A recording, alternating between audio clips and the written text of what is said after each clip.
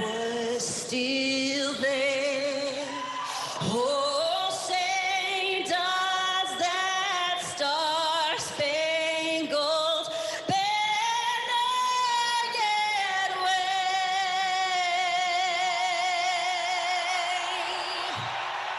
o'er the lands of the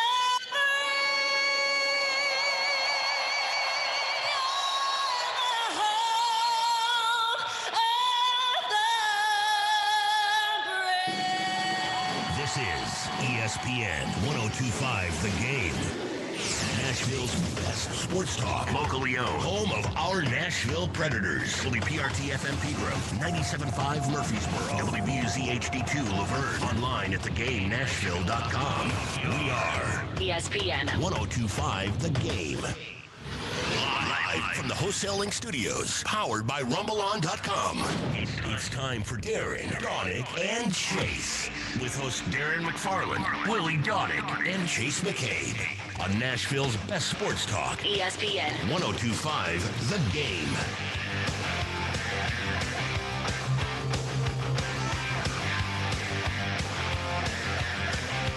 Good morning. Good. Yeah, let's do it.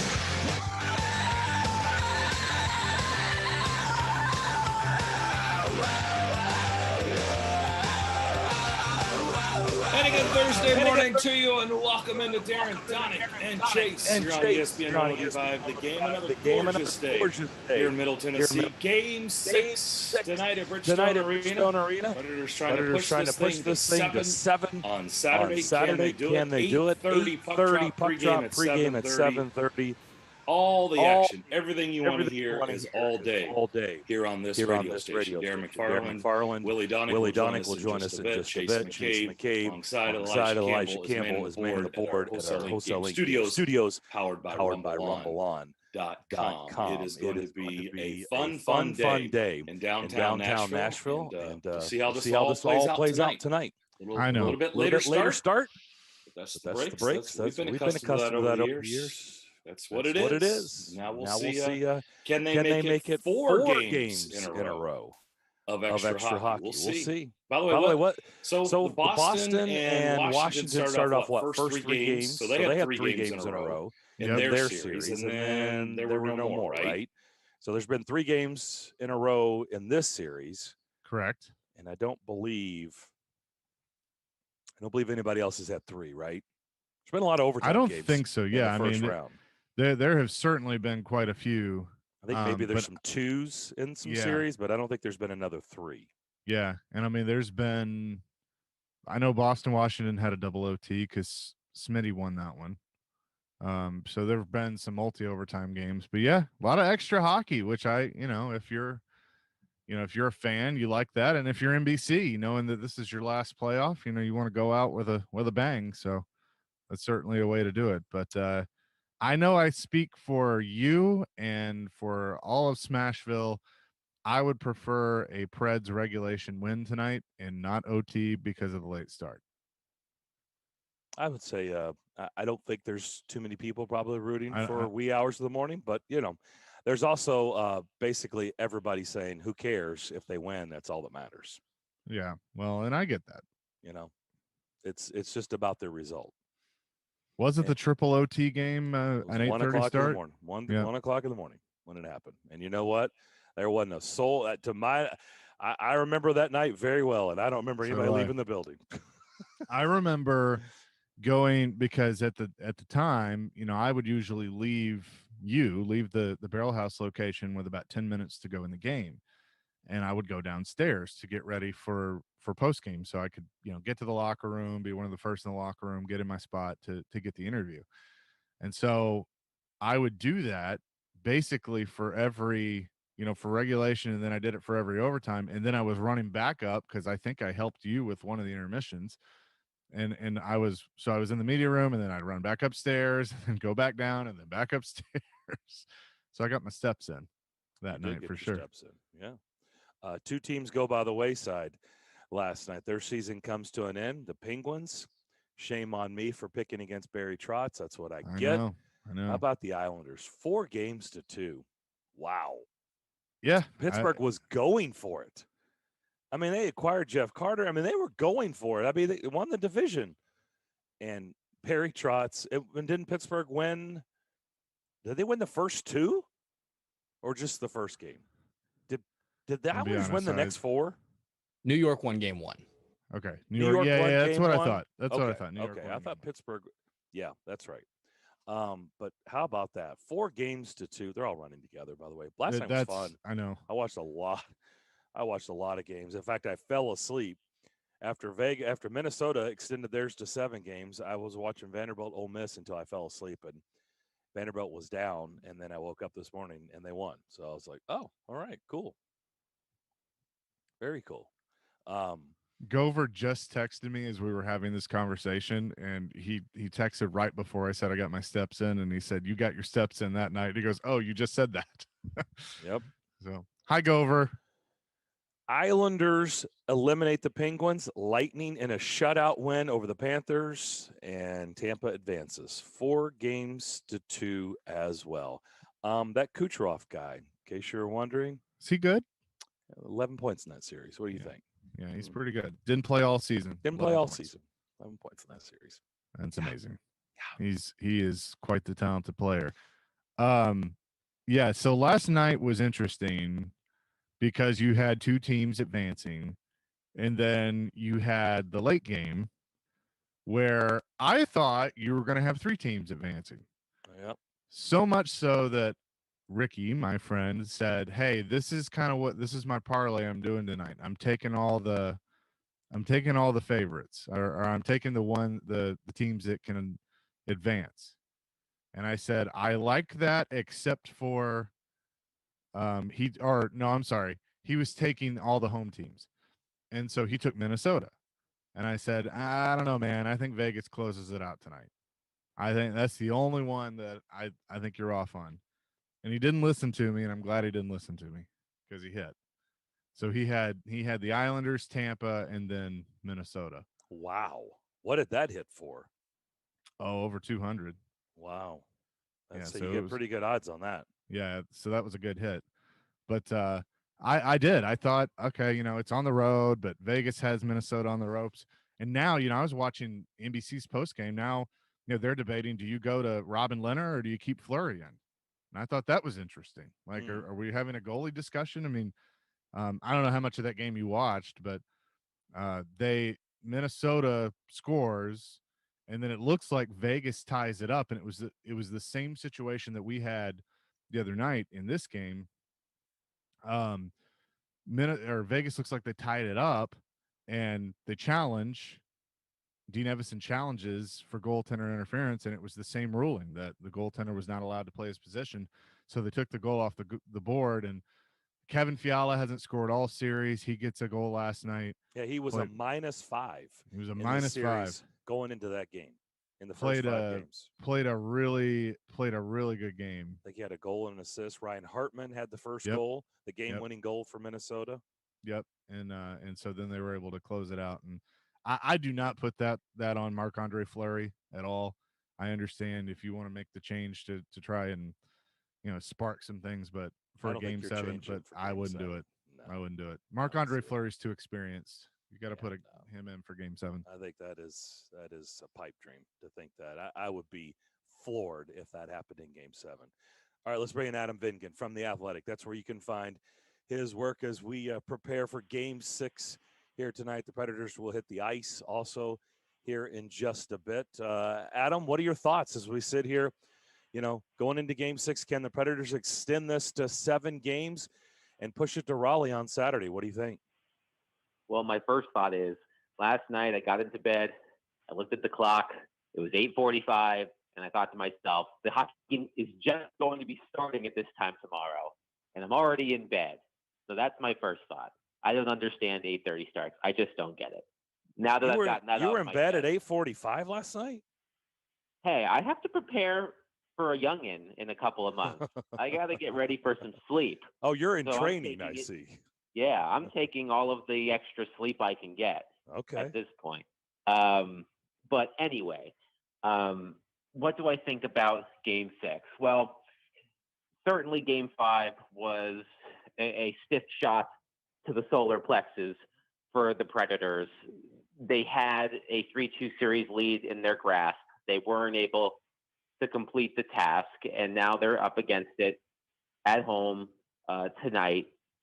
For the most part, I think the Predators, even in this series where it is, have exceeded most people's expectations of how this series was going to go. One thing that was amazing to me when I looked it up yesterday, the score of this series through 5 games has been within 1 goal, 96% of the playing time. I mean, it's been an incredibly tight series. The Hurricanes have certainly flexed their muscles at times in terms of dominating the shot counter, offensive zone possession time, and things of that nature. But the Predators have held their own. And I think tonight will be an incredibly competitive game. You know, one thing that we've learned about this team over the past 2.5 months, and we've even seen it in this series, is that most times when they are cornered, they respond. I mean, basically, that was the entire second half of the season. They really could not afford to lose that many games in the second half of the season. And whenever they had a bad performance, they always seemed to bounce back in the next game. And that even happened in this series, down 2-0, coming home. I know it took double overtime to win each game, but they won both games. They tied the series. They had the Hurricanes in a precarious position the other night before they ended up losing the game. So, you know, I expect a good performance from this Predators team. You know, we've seen recent elimination games at home that have gone awry. We think of the Winnipeg game, Game 7 in 2018. That game was over in a flash. We think of, I think, Game 5. Well, that was actually in Pittsburgh. They got blown out in Pittsburgh. But we've seen some of those duds. You think, you know, San Jose in 2016 in Game 7. You know, we've seen the Predators in these do-or-die situations sometimes, you know, not show up. I don't expect that to be the case tonight. I expect an incredibly competitive game. I tried to do I did my math, and I've got it 5 seconds off, 5 seconds shy of 360 minutes of tied game or separated by 1 goal in this series. So it's just shy of 5 seconds for 360 minutes, 12 minutes and 53 seconds of a 2 or more goal lead. That's how tight this series has been. Oh, pretty it's been amazing. Very tight. And the NHL had an interesting stat. It was a bit obscure, but I like obscure stats. They had a stat after Game 5 that said through 5 games, there have been 11 game-tying goals scored between the two teams, which is the most in a single series in 15 years. Yeah. So you know, this series this series could have gone either way. I mean, if you would have told me that the Predators would be up 3-2 right now, you know, I based on what we've seen in the series, it wouldn't have come as a surprise. Fans before the series began, you know, the Predators are going to be down 3-2 entering Game 6 at home. Uh-oh. I think Adam's getting in a bad sell spot. Sweep the series or win in 5 games. Can you hear me? Yeah, Yeah, you went in and out. I don't know. Yeah. Oh, I'm sorry. What I was saying is that if you would have asked Predators fans before the series began, that this would be the situation that the team would be in, I think most of them would take it, considering most analysts pick the Hurricanes to either sweep this series or win, you know, in 5 games. You know, it is a bit surprising how tight the series has been. I mean, I picked the Hurricanes to win in 6 games, but I think for the most part, people who maybe weren't paying attention to the Predators as closely as we were might be surprised by how the series has gone so far. How do you think John Hines will handle the roster tonight? There's been minor tweaks the last 2 games. Do you think it continues on the path of minor tweaks? Does he stand pat? What do you think? Yeah, that's an interesting question, because in a situation like this where really you have I mean, your series, your season is at stake. How much do you want to go, pardon my French here, balls to the wall when it comes to what you decide to do with the lineup or how you deploy the lineup? Do you ride your top defensemen and your top forwards a lot more than you normally would, knowing that if this game does not end up the way you want, your season is over? It's a fine line between doing that and trying to maintain as much continuity as you can. So John Hines certainly has his work cut out for him today/tonight as he's determining what to do with the lineup. I mean, I don't expect anything major to change in terms of the lineup. Maybe a tweak here or there, as you said, Darren, but I don't expect, players who haven't really played in the series to all of a sudden start playing or for a huge lineup shakeup.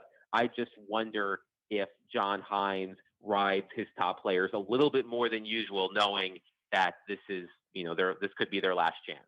Yeah. Well, he's been going back and forth the last 3 games with Jeannot and Olivier. Do you think he continues with that theme, or do you think Jeannot stays there on that 4th line?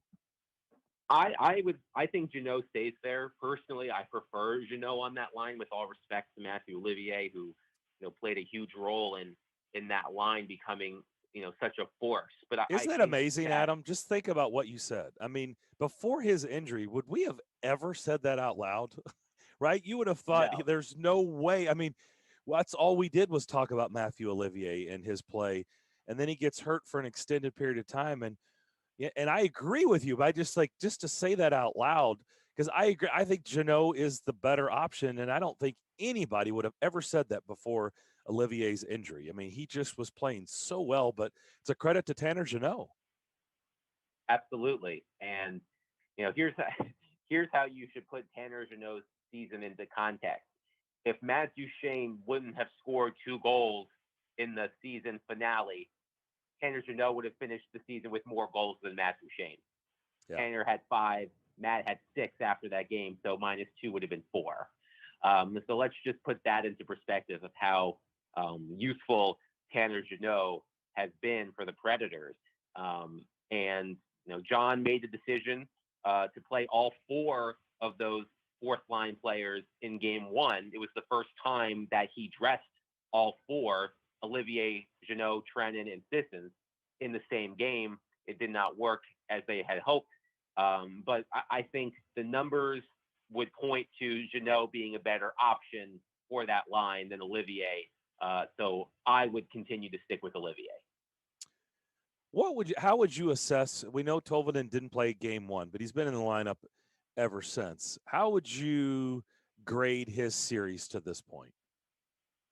I mean, I think it's been okay. I think he's had the opportunity to score a couple of times, but hasn't been able to. I think, of course, having him on the power play is helpful, although the power play is 2 for 22 in the series. I think the adjustments that John Hines has made on that power play, specifically taking Ryan Johansson and Matthew Shane off the power play, has actually been a net positive in terms of the sustained pressure that the Predators have been able to generate on the man advantage. But, I would still like to see more from Eeli Tolvanen. I think the thing that made Eeli, such an important during the season is not just the goal scoring, but he was making an impact on the defensive end of the ice too. He was using his body, he was blocking shots, all things that the Predators spent the past couple of years having him learn in the minor leagues. I just have not seen that same level from Tolvanen, which is part of the reason why he was scratched in the first game. And I would like to see a little bit more. So I would say he's been okay. I think he hasn't been a negative influence on what the Predators have been doing, but I wouldn't say that he's been a huge positive either. I would say it's about neutral. We're talking to Adam Vingan of The Athletic here on Darren, Daunic, and Chase. Okay, so while we continue evaluations, do you think that they have found something with Ryan Johansson and Matt Duchene on the same line, along with Philip Forsberg? We've seen 3 points out of each of them in 5 games. We know about Matt Duchene's heroics in Game 3 with the double OT winner, and I feel like Johansson, we're starting to see playoff Johansson as well. So how would you evaluate those two working together? I think it's been a productive partnership, and I was on with Jared a few days ago, and we were talking about the lineup decisions that John Hines has made over the course of the series, and I said that his decision to take those two off of the power play was the most impactful decision of the series, because I think it was a message to those two players that John needed more from them, and it seems to have worked. I mean, Matt Duchene and Ryan Johansson, particularly in games 3 and 4, were more noticeable in a positive way than I've seen them in a very long time. And this sort of goes back to my original point about how do you deploy your lineup tonight? Do you put Ryan and Matt back on the power play knowing that you're going to need to score on those opportunities, or do you stick with what's been somewhat working and not having them on the power play? Is Matt Duchene as a first-line winger a long-term solution? No. I mean, he signed a big contract to play center. And, the Predators are going to, would be better having him center a line on his own, to give them a 1-2 punch down the middle versus having Johansson, Duchene on the same line, because, who knows what the future holds for Mikael Granlund, who's been holding down that second-line center position. So I think it was a smart move by John to put them together, but I do not believe it is something that they can do long term.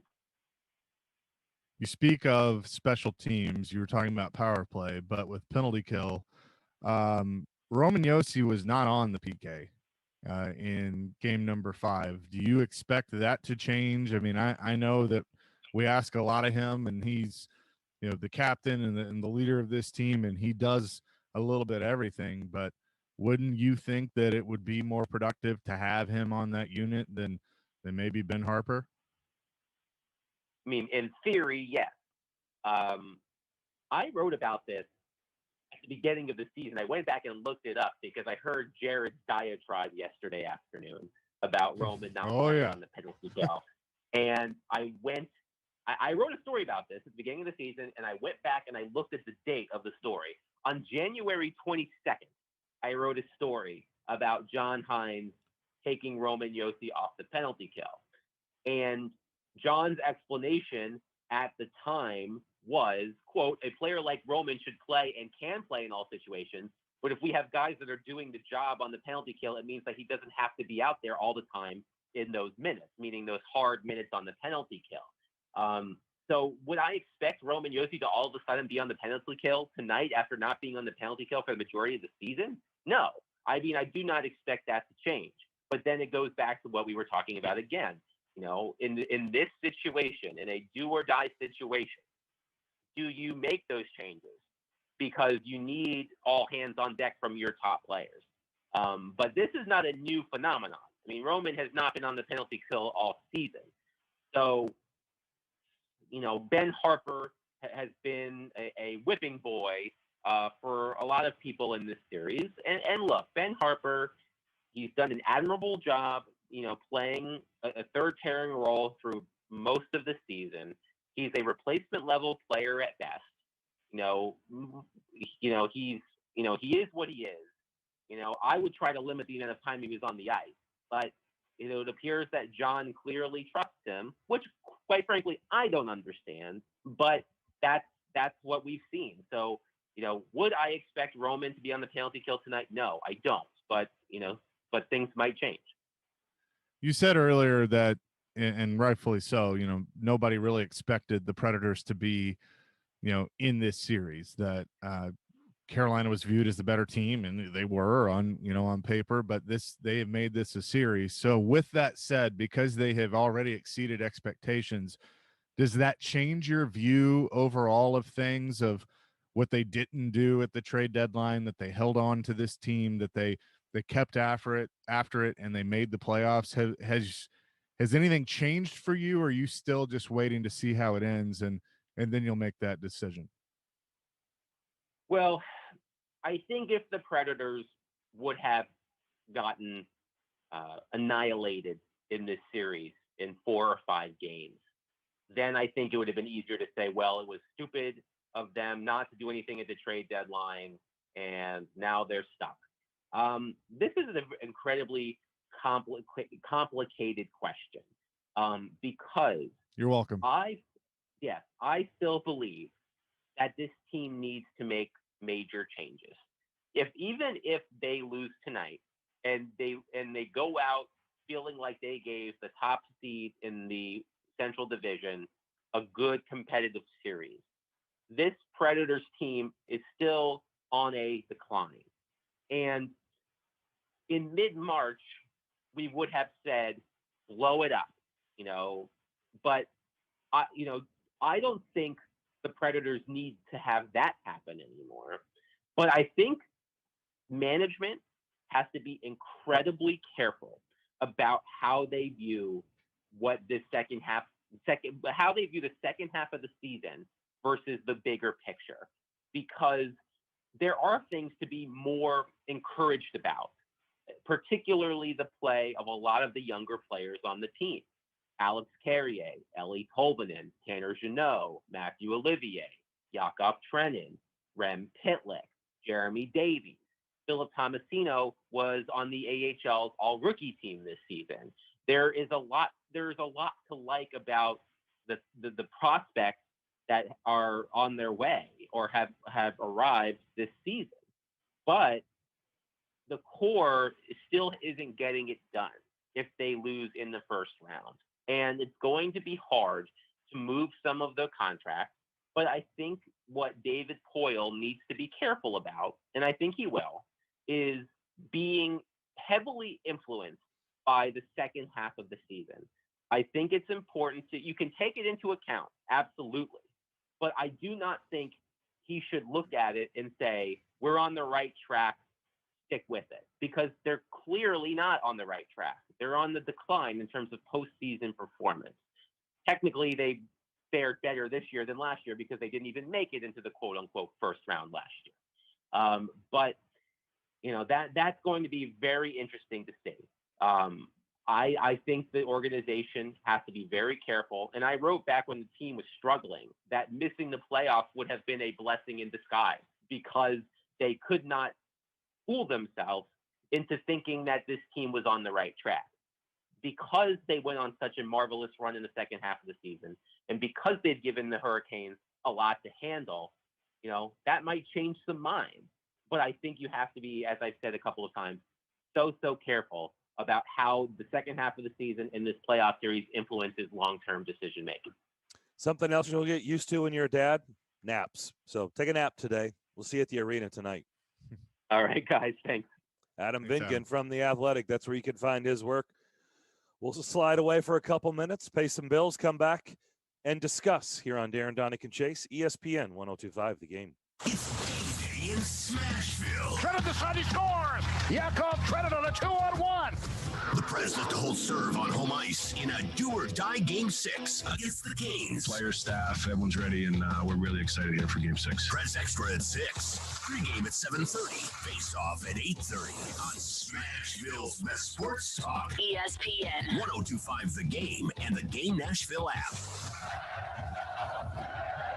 Family Leisure's 31st Memorial Day sale. DIY pools start at just $19.99. 24-foot pools are only $29.99. Installed 6 months, same as cash. Great prices on spas and hot tubs. The Cypress Spa by Strong is only $29.99. I want some new patio furniture. Family Leisure has hundreds of sets on sale. The Sabre Infrared Grill starts at only $11.99. Complete Bull Grill Island start at only $39.99. Installed with a Sabre grill head. Tanning beds, pool tables, massage chairs on sale now. Family Leisure, 2 huge locations, Antioch and Franklin. Plan ahead and plan for success. Put Lee Company on your team for all your facilities and home maintenance needs. We've supported the Preds since their arrival to Nashville and have serviced homes and businesses for 75 years. For the very best electrical, heating, air conditioning, and plumbing services, call Lee Company at 615-567-1000. Visit us at leecompany.com or call 615-567-1000. Memorial Day is here, and that means huge savings in every department at Electronic Express. Save big on all 4K TVs, home and car audio, computers, smart home, mattresses, and more. We have the best prices guaranteed. Up to 50% off all appliances from LG, Whirlpool, GE, Samsung, and more. In stock and ready to deliver. Plus, get up to 36 months free financing. The Memorial Day sale is going on now at Electronic Express. We make it happen. Look, staying healthy isn't easy. Watching your diet, hitting the gym, avoiding stress. But a good night's rest helps boost your overall health and wellness. And it couldn't be easier. The new Sleep Number 360 Smart Bed is the only bed that effortlessly adjusts and responds to both of you. The result? You wake up ready for anything. Proven quality sleep is life-changing sleep. Don't miss our weekend special. Save $1,000 on the new Sleep Number 360 Special Edition Smart Bed Queen, now $17.99. Plus free premium delivery when you add a base. Ends Monday. To learn more, go to sleepnumber.com.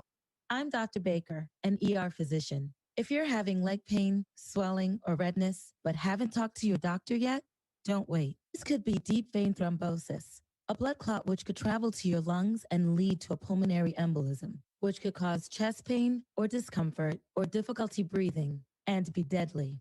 Your symptoms could mean something serious, so don't wait. Talk to a doctor right away, by phone, online, or in person.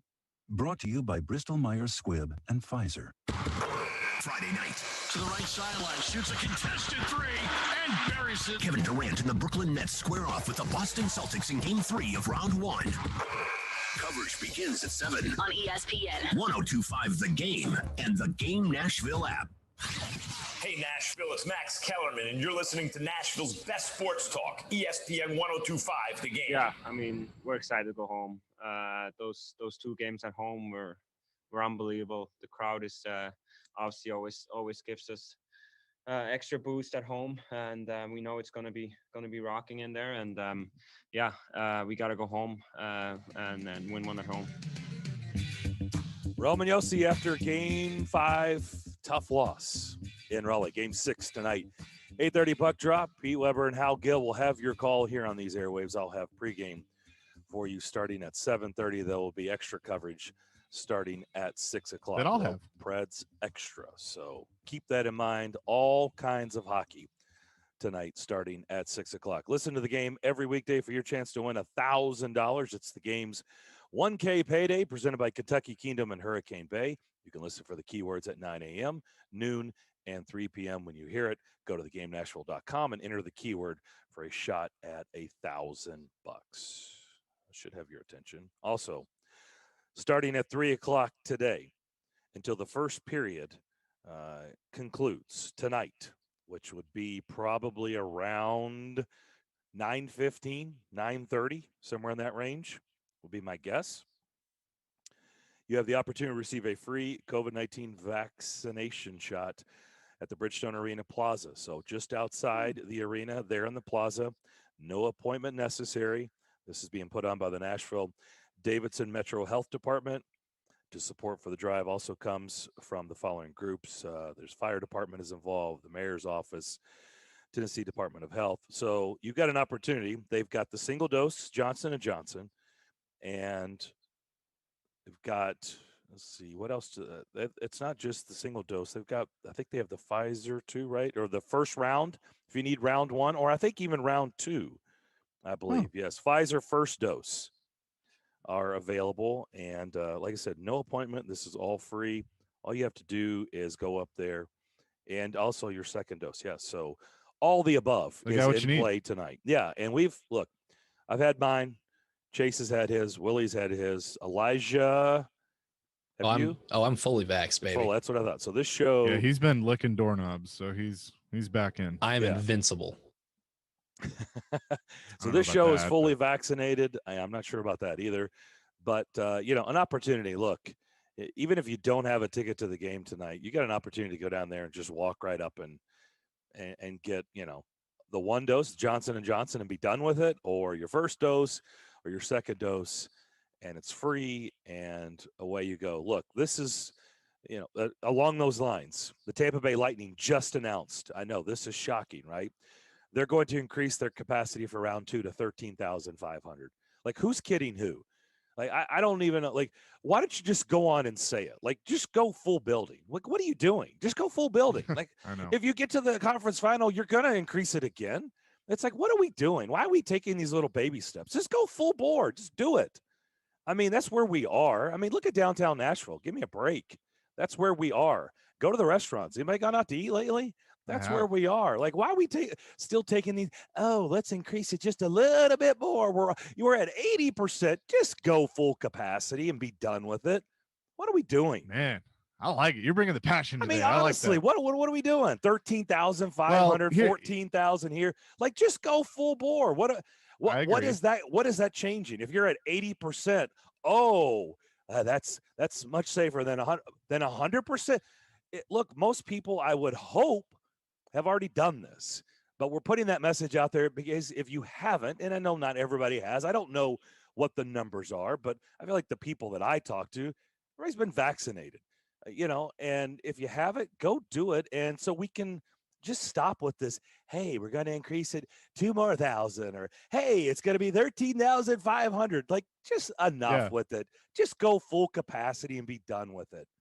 Well, jeez, what are we doing? I agree. I think there are other entities other than the city involved on these things. I think some of this is the league, which okay. And I don't know if part of it is, hey, if we stair step it, that'll encourage more people to go get vaccinated, and that'll, like, hey, the more people that we know are vaccinated, the more people we'll let in. I don't know if that's their thought process. I'm not in those meetings.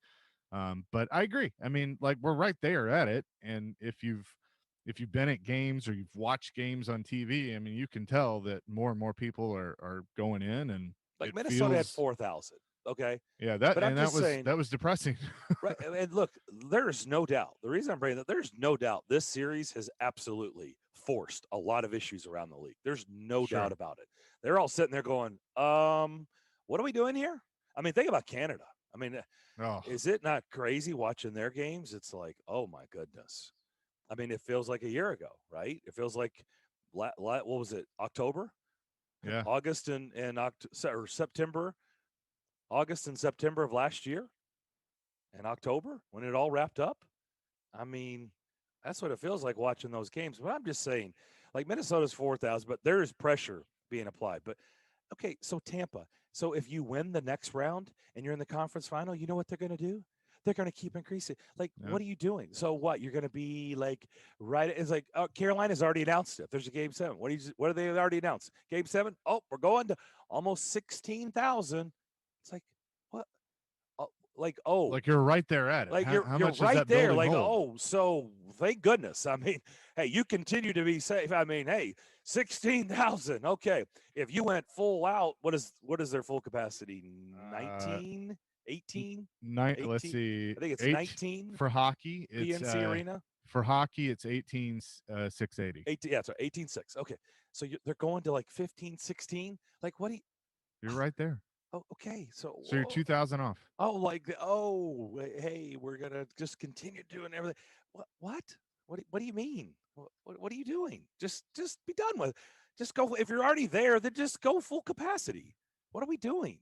Just keep putting the message out. Keep doing what's happening today in the plaza. Keep doing every effort you can to get everybody to get their shot, so we can stop having these conversations. To me, it's like, this is senseless. This is little, hey, let's flirt with 100. Let's flirt with 100%, but we're not quite there yet. Oh, right. And then what? When you get to the conference final, the Stanley Cup final, you'll be 100%. Oh, so what changed in 3 weeks or a month? Well, and my whole thing too is, because I'm a big proponent of this. We're at the point now that everybody knows that what we've gone through the last year and a half and this thing exists. I think everybody is fully aware of that. Now you have to be, big boys and girls and make your own decisions.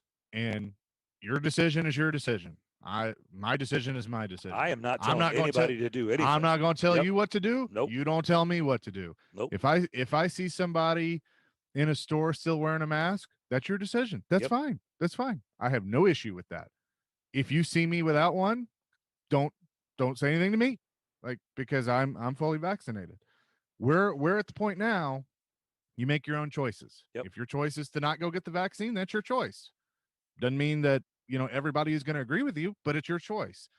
So I to the point of, full capacity and all that, I think you just have to get to the point of letting people make their own decisions and understanding that, and I'm not talking about your 9-year-old making his own decisions. I'm talking about adults, that grown adults can make their own call and what they want to do.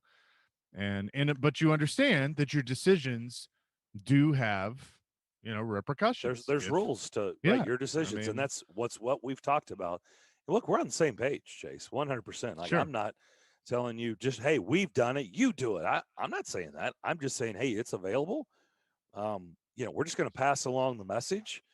But if you, it's like, if you really if you want to get everything back, which is like, everything is trending that way, like, just go ahead and do it. But if you strongly against it or whatever your reason, that's fine. But as we've talked about, people that, when Costco came out, 14 months ago or whenever it was, a year ago, and said, you're not coming in our store with, we don't care if you're a member or not. If you don't wear a mask, you're not coming in. People went nuts, and it's like, it's tough. That's their right. That's their right. And guess what? Around the league, what if they just said, I mean, there are states right now paying people. Like, you can get into a lottery system, like, to win money. Is it like Ohio offering like $1 million? I think there was a winner. Right? Do what? I think they gave it away. I think there was a winner. I mean, they're paying people to get shot. So, I mean, then show your vaccination card. If you got one, you come into the building. Then let's have 100% capacity. And the people that don't have it say, and I know that's going to create a whole bunch of, but people can do, I mean, businesses are allowed to do what they want to do. I mean, they can have their own rules. We've already been down this road before. And if you don't like it, I'm sorry. But I mean, this is what it is. I mean, don't you want to get back? Like, we're right there on the doorstep of getting past all this. Like, don't we want to get past all this and move on? I know. And I'm not trying to go down a rabbit hole of politics or anything. Yeah. No. But we are so split right now, and because of everything. And when you have a pandemic or any type of global crisis, that's going to happen. You're going to have people over to one side believing one thing, and it's naturally that happens. But like, man, I hope and pray that we can get through this and get more on the same page. Not everybody's going to agree, but like, just I turn on Twitter last night, or turn on Twitter. That sounds old. I open up Twitter. You cranked it up. Booted up the old Twitter machine last night. The Twitter machine last night. Waited for it to boot. And it's like, I just, after 2 minutes, I threw my phone across the room. Like, I just couldn't do it anymore. It's like, everybody's bitching and moaning about everything. And I usually don't say that, but I spend my nights off Twitter for the most part, because it's just healthier. It's just like, let's just try and all get along. So again, not going down a rabbit hole. Good luck with that fight. But we all agree to disagree, and sometimes, though, you don't always have to give your opinion. But that's just me. I'm just simply saying, look, this series is forcing, and look, there are, a perfect example is a state like Florida, right? They're on the brink of doing, like, everybody knows where this is going. So I'm just saying, okay, so you've announced your second round will have 13,500. Like, what do you, I mean, okay, and if you win another round, guess what you're going to be doing? You're going to be flirting with full capacity. So what are we doing? Just go on and peel the Band-Aid off. Let's just go. I mean, it's like you want to, you're just kind of like, hope nobody says anything. Just do it. Just peel the Band-Aid off and go. So, honestly, I can't believe nobody, because of this series, I'm surprised somebody just said, the heck with it. We're just going to go on and announce it. Yeah, we're going full capacity. I mean, I know this is outdoor venues, right? We're seeing this with baseball and outdoor places. They're already doing that. Like, hey, we're going full capacity. But I guess there hasn't been an arena yet. Is that right? Nothing in. Has there been anything indoors that has said, "Hey, we're at full capacity"? I'm not 100% sure on that. To be honest with you, I've kind of. It's because all the outdoor stuff is right. Sure, like sure. A lot of the outdoor stuff is all they're coming out and saying, football's already we already know that's been out there. Like, yep, fall, we're going full capacity. That's that. But Yeah. I'm not sure who's going to be the first to step out there arena-wise. I feel like everybody's tiptoeing, right? Like, hey, we're getting close. Hey, 70%. Hey, It'll probably 75. Hey, we're thinking about 80%. Like, who's going to be the first to step out? Like, yeah, we're going 100%. Well, I would have said, and no, this is not a shot. I would have said some, in Texas, but the Stars obviously aren't in it, so that they might have been the first. But I think that some of this too is league. Is just the league saying like, hey, let's stair step it. And I know we got a text from Kyle on our text line driven by WilsonCountyHyundai.com. Maybe it's to drive up ticket sales to generate the most revenue possible. It makes people want to buy because they know their arena is not at full capacity. I don't think that's completely far-fetched, but at the same time, like I don't think you need help here. I was going to say, do they need help? I was going to say, I don't think like Carolina I think for and Nashville markets, do they need help selling playoff tickets? No, but does Tampa need help? The league looks at things as a whole, and sometimes they're silly in how they do it. So if this is a league thing, which I think it is, the league may look at it that way. And you can't tell me for a second either that the league's not thinking, well, just because Nashville and Carolina could go full, Canada, those guys, that's lost revenue for them, and so we got to make hurt it all feeling stuff. We got to make it all fair, which is BS. Hurt? If that's is that what you're suggesting? Like they're going, hey, it's not fair. I'm suggesting that it's just not fair, and that's BS. Like that's a bad way to look at things. If that, and I'm speculating, but if that's how they're looking at this, like, hey, if Nashville can go full, let them go. That like what Nashville does should not affect Toronto. I hope that's not the case because that's not fair. And I'll ask Elliot. Like I'd love to get Elliot's thoughts. He's going to join us at noon today instead of 1. Yeah, keep that in mind. Elliot Friedman today at noon rather than his usual 1 o'clock. But I'd be curious because he's up there. Is the league looking at things trying to keep it fair or what? Okay, so we'll do that at noon with Elliot for sure. We'll come back, wrap up the first hour of the DDC next. From working at home. And at some point, you're going to have to draft some new blood onto the offensive line. To working on that honey-do list. It all kind of comes back together of everybody wanting to make the moves for the respective GMs. Nashville's best sports talk is always at your fingertips. Just search The Game Nashville in your app store and download it today. And keep it locked on Nashville's best sports talk. ESPN 1025 The Game. From the Buck 17 News Code Red Weather Center. Code Red meteorologist Dan Guthrie. We have shifted into Code Red mode because of the potential for severe weather heading into the day on Friday. We're starting off today with just some patchy, dense fog in some spots. As we work our way throughout the day, fog will dissipate. This weather report brought to you by Hiller Plumbing, Heating, Cooling, and Electrical. Call the Happy Face truck today. Bar Lines in the Omni Hotel, one of Nashville's favorite downtown destinations, gets raving reviews from our locals. They have 22 big screen TVs, live music, great food, and it's a favorite spot to watch your Nashville Predators. Great food is an understatement. How about award-winning hot wings, Nashville hot chicken sandwiches, smoked brisket tacos, and in-house homemade pimento cheese sandwiches? Bar Lines, an official Predators preferred watch party location, just 1 block from Bridgestone in the Omni Nashville Hotel. The Dogwood is Midtown's newest hotspot. There's something happening every day of the week at the Dogwood. You probably already know about their Texas-sized mimosas for brunch on Saturdays and Sundays. But did you know they offer $5 domestic tall boys on Tuesdays, $5 Deep Eddy products on Wednesdays, and half-price bottle service on Thursdays? Yeah, that's right. And the food is phenomenal, too. The Dogwood, located at 1907 Division Street. It's the place to see and be seen in Midtown Nashville. The Dogwood.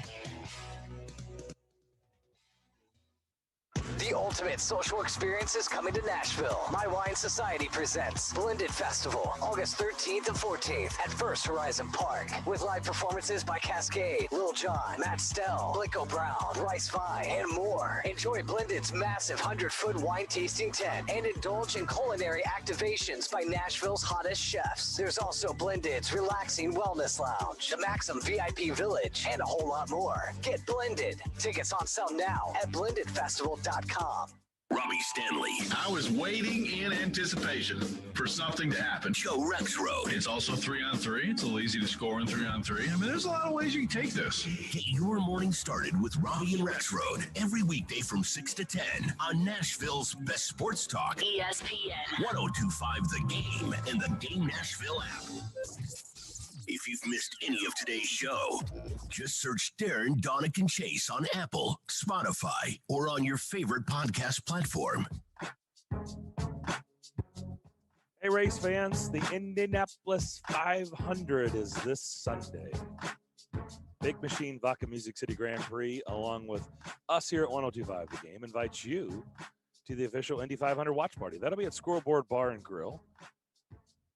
Come watch the race, win Music City Grand Prix tickets, some swag, plus check out the Big Machine Vodka Indy Racing car that'll be on display. Very cool. If you've never seen an open wheel car, very, very cool. There will be great drink specials from your friends at Bud Light Seltzer and live music all day. It's the Big Machine Vodka Music City Grand Prix Indy 500 watch party. That begins at 11 a.m. on Sunday at Scoreboard Bar and Grill. Have you ever tried to get an open wheel? Yeah, I've been in one. It's not friendly for likes. It's not. I haven't been in the 2-seater that you can actually ride around in. I just got in a show car, and I was cramped, but I got in there. Actually, it's, believe it or not, it was easier for me to get in that than it is a stock car because I'm not crawling through a window. Really? Oh yeah. My gosh, it was not for me. Yeah, not at all. So I'm not the most flexible or agile human being. Shocker. What? But getting in a stock car, I can do it. You know, I've watched guys do it enough, and but you know, maneuvering the seat because none of that stuff moves is quite difficult. It's getting out that's actually the hard part for me. But with an Indy car, it was easier because I could just you know, I could just step in and just slide, kind of maneuver my way in. So it all works. We're going to talk to Mike Maniscalco. He is the TV voice of the Hurricanes to start the second hour. Have you seen this? Diana Rossini has tweeted out that the Atlanta Falcons have discussed several trade offers for Julio Jones, including an offer for a future first-round draft pick, per sources. There's a sense around the league that a trade could go down as early as next week. Shock, shock, shocking. She also tweeted out, as we watch Titans players fiercely recruit Julio Jones on social media, I was told Atlanta has actually had discussions with Tennessee. As of now, they're still talking, but I was told this is a long shot for the Titans to land Jones. Those were tweets this morning. Yeah, I saw that, and I kind of think my thought on it was like, you know, now, number one, Diana is she's in with the Titans. Like she's the Titans beat reporter. She knows what's going on with the Titans. So I don't completely dismiss from it. Afar. But at the same time, I think with this situation, you know, we've seen so many times that, because remember, there was a time where they were out on Clowney. Like, it doesn't look like that's going to be the best fit. And they added, you know, they landed him. So I think you have to let it play out. The first round pick, that's interesting because you and I have been on the same page of saying I just don't feel like they're going to get a first round pick for services, and I'm still not convinced that they are. Well, a whole lot of other things would have to happen that we haven't discussed for them to give up a first round pick. Yeah, like basically Atlanta say, yeah, we'll pay his contract, right? Right. I mean, you know, if you get him, like what are you giving up? Is it just the first round pick? Because, you know, you may look at that and go, well, whoever's offering the first round pick is who's going to get him. Not necessarily, because a team could say, hey, I'm going to give you a third, but I'm also going to give you this player.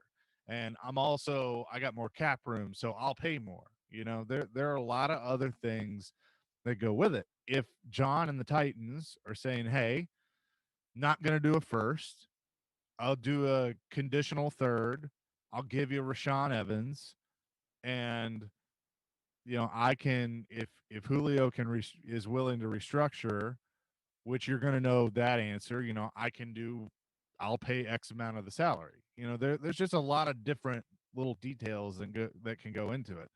But I'm curious too, how much, because I know that the players, like, we've seen AJ Brown's video, and Taylor Lewan's tweeted, Byard's tweeted. There's been others that have tweeted about wanting Julio to come here.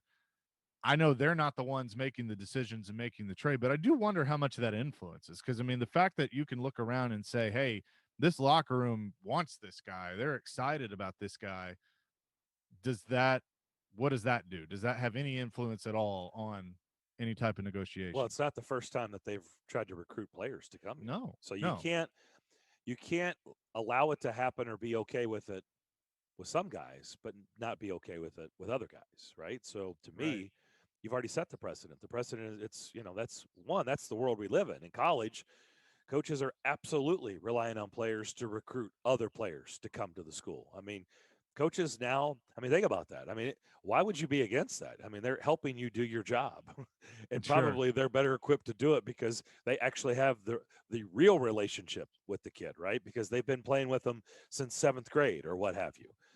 So, I mean, the player recruiting has been kind of the new trend for a good while now, and I don't see why that's about. I mean, it shouldn't. You're saying, should it influence them, or what do they think? I would think that if they want them, I don't know. I mean, it's kind of a mixed bag, Chase, because I've always said, you don't let players dictate, who they want in the locker room, but they should to an extent. To an extent. Because if there's a guy, but how do you determine that line? Well, and that's where you have to be, as the head coach or the GM, you have to have the pulse of your team. Because I think if you truly have the pulse of your team, you'll know where that line is. Because like if you have, because there's a big difference if, let's say AJ Brown took the opposite and AJ Brown was adamant, like, no, what do you need him for? I'm your guy. I'm your number one guy. Like, why do you need to bring him in? Well, okay, you have to look at that. Is that just a young player not seeing big picture and wanting to be a superstar, or does that have a domino effect on the rest of the room? Of the rest of the room is like, no, really, we don't want him because AJ's our guy, and we play with AJ. AJ's done enough. Why do we need somebody else to come in here? Because if you do it anyway, you could piss off the locker room, and we've seen what happens when you piss off the locker room. I mean, Green Bay right now, they have to be weighing that. Like if they give in and they trade Rodgers, even though Rodgers has said he doesn't want to come back as long as the front office is the way it is, the rest of the team, it would appear, is on Team Rodgers. So if you do that, if you give Aaron what he wants, even though I think he just wants this guy gone, what is it going to do to the rest of the team? Those are the things that you have to weigh. And so I think that the team's showing you, hey, we want this guy. We know we're a couple of pieces away, and he can come in and help us win. I think it makes your decision easier. But the thing about recruiting a player is, with Clowney, he was a free agent. So you had that control. This is a trade. So there's more involved, and you have Atlanta has to agree to your trade. It's not, Julio's going to have influence, but it's not completely up to him on where he goes. Yeah, those are good points. I mean, look, as a manager, whether you're a general manager for his team or a manager in the business world, I mean, you do have to have a pulse. Sure. And maybe it's, if you're way up in the company, you have to get the pulse from the managers below you because they've got more of a pulse on the people, right? But you have to be careful because getting rid of somebody in the workplace that means a lot to a lot of people, don't tell me it doesn't affect them. Or if you've got a skunk in the woodpile that people cannot stand and it is messing things up in the workplace, that's something else you have to, because you're right, it's no different in sports. I mean, you have to understand what that does to a locker room, because we've seen players get traded and we've seen players eventually come out and say, yeah, I was ticked. In fact, it changed I wanted out of there after that. Like, I didn't want to play for the organization anymore. Like, right. They should have never traded X guy away, right? I mean, we've seen that before. So, it's a good point. Like, you do have to have a pulse. Like, you can't make every decision on what your players are saying, but you're right. You do have to take into account, just like you do in the business world, just like in the real life. You have to know the pulse of the people that are working in the organization. Because if you decide to move on from somebody, it absolutely could affect the people working there, and it could have people going, "I'm out of here. Like I no longer support this company. I no longer support my bosses. I'm out of here. Like I'm not working for these people." Like that does go on, and that's a big misstep by people in the management positions, Sure. or getting rid of a cancer in the workplace or in a locker room. Like you need to know that stuff, and so yeah, you're right. You do have to account for that. Look, Randy Moss came here there was a reason Randy Moss came here. You don't think that the players in that room weren't lobbying for Randy Moss in Sure. 2010. They absolutely were. All right, we'll come back. We'll learn a little bit more about the Hurricanes going into Game 6 tonight. We'll talk to their play-by-play voice on the other side to start hour number 2. Darren, Daunic, and Chase. That's next. Do you want into Bridgestone Arena for tonight's Game 6 against Carolina? Call 615-737-1025 and be caller number 3, and you'll qualify to win a pair of tickets to watch the game live in Smashville. I gotta go to Titans. I gotta go to Titans. Your home for every moment of Predators action is right here on ESPN 1025 The Game and the Game Nashville app. electronicexpress.com. We make it happen. Hey, Sounds fans, Jeff M. here in Columbus, Ohio with your Nashville Sounds update on ESPN Nashville. The Sounds keep rolling. They've taken the first 2 against Columbus. The win streak is at 8. The Sounds led 6-0 last night early. Zach Green hit another homer. He's up to 6 homers and 20 RBIs on the year, but it got interesting. A 6-0 lead early. It was 6-5 in the 9th when Hobie Milner got the save. Now from the belt, the 1-2, swung on, bounced right side. Gloved by Green in the shift. He throws to first in time, and the Sounds win. The win streak goes to 8. Hobie Milner with a 4-out save and a 6-0 lead early. Ends up being just enough tonight in Columbus as the Sounds take Game 2 over the Clippers by a final score of 6-5. Game 3 tonight at 6:05 Central. The pregame at 5:50. And this is Jeff M. with your Sounds update on ESPN Nashville. 312 Pizza Company is family-owned and operated, bringing you a slice of Chicago to Nashville. 312 Pizza Company specializes in deep dish pizza, thin crust pizza, and all things Chicago style. And always made from scratch using secret family recipes passed down generation to generation. 312 Pizza is open 7 days a week and located in Germantown with dine-in, takeout, and curbside available. Call 615-730-7888 to order 312 Pizza Company, Nashville's authentic Chicago pizzeria. Signs First is the official sign company for 1025 The Game. Go to sfnash.com. This is Carl Sholin, St. Andrew Sewanee School Head of School. At SAS, students prepare for the challenges and joys of college and life by taking increasing responsibility for their own learning. Learn more about fall admission at sasweb.org. Boomboss Craft Pizza and Tap House in East Nashville is looking for talented people in the restaurant industry who want to work for a fun, fast-paced restaurant. They are hiring for different roles such as front of house, servers, bartenders, cooks, and more. Stop by Boomboss Craft Pizza and Tap House in East Nashville at 1003 Russell Street anytime, Monday through Friday, 1 p.m. to 5 p.m. for live on-site interviews. Come be a part of a great restaurant and a great team at Boomboss Craft Pizza and Tap House. Pizza, beer, sports. We'll see you there, Nashville. Nashville's best sports talk, locally owned, home of our Nashville Predators. WPRT-FM Pegram, 97.5 Murfreesboro, WBUZ HD2 Laverne, online at thegamenashville.com. We are ESPN 1025 The Game. Live from the Wholesale Link Studios, powered by RumbleOn.com. It's time for Darren, Daunic, and Chase. With hosts Darren McFarland, Willie Daunic, and Chase McCabe. On Nashville's best sports talk. ESPN 1025 The Game.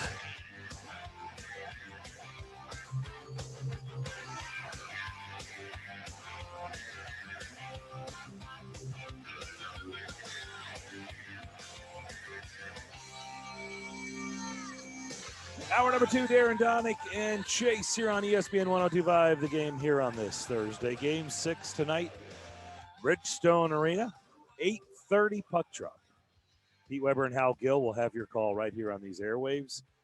I will have pregame starting at 7:30, and and also Preds Extra starting at 6 o'clock. So Chase will get things started at 6. I will take over at 7:30. Then Pete and Hal on the call at 8:30. Everything heard right here, back here on Darren, Daunic, and Chase. Darren McFarland and Chase McCabe here with you. Willie will join us at the bottom of the hour, and it is going to be a crazy night in Smashville again as the Predators try to push this series to 7 and to learn a little bit more about this Hurricanes team now that these teams have played 7 games in a row. Mike Maniscalco is the TV voice of the Hurricanes, and Mike is on the line. How you doing, Mike? Thanks for doing this. Oh, doing great, guys. Thanks for having me. And it feels like with all of these overtimes, they've played about 17 games in a row. It sure does.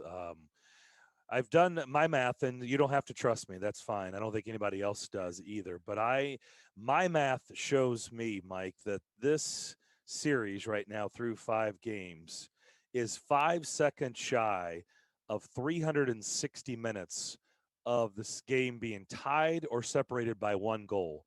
12 minutes and 53 seconds of this series has been determined by a 2 or more goal lead. That tells you how tight this series has been. Yeah, absolutely. And one, I was told there would be no math, so I'm going to leave that all to you. There's no quiz, by the way. No pop quiz. and, you know, if you even go back to the games that the Hurricanes won in games 1 and 2, you know, where the first game is 5-2 and game number 2 is 3-0, those weren't 3-goal games. It wasn't like the Hurricanes had dominated and were up early and then held on for this victory. You know, it's a 2-2 game going into the third in game 1. It's a close game heading into the third in game number 2. These two teams, they play each other tight, and I think that that's been reflected. It's clearly reflected in what we've seen in the last 3 games between these two clubs. As you know, each side has made an adjustment here or an adjustment there, taking away some of the things that the opponent wants to do offensively. But this has been a fantastic series. This is what playoff hockey is all about. It's taking advantage of mistakes. It's doing what you do best, and then at the end, whichever team gets that bounce, gets a little bit of puck luck, has found a way to take the game. So I don't think by any means tonight Game 6 is going to be a walk in the park for either team.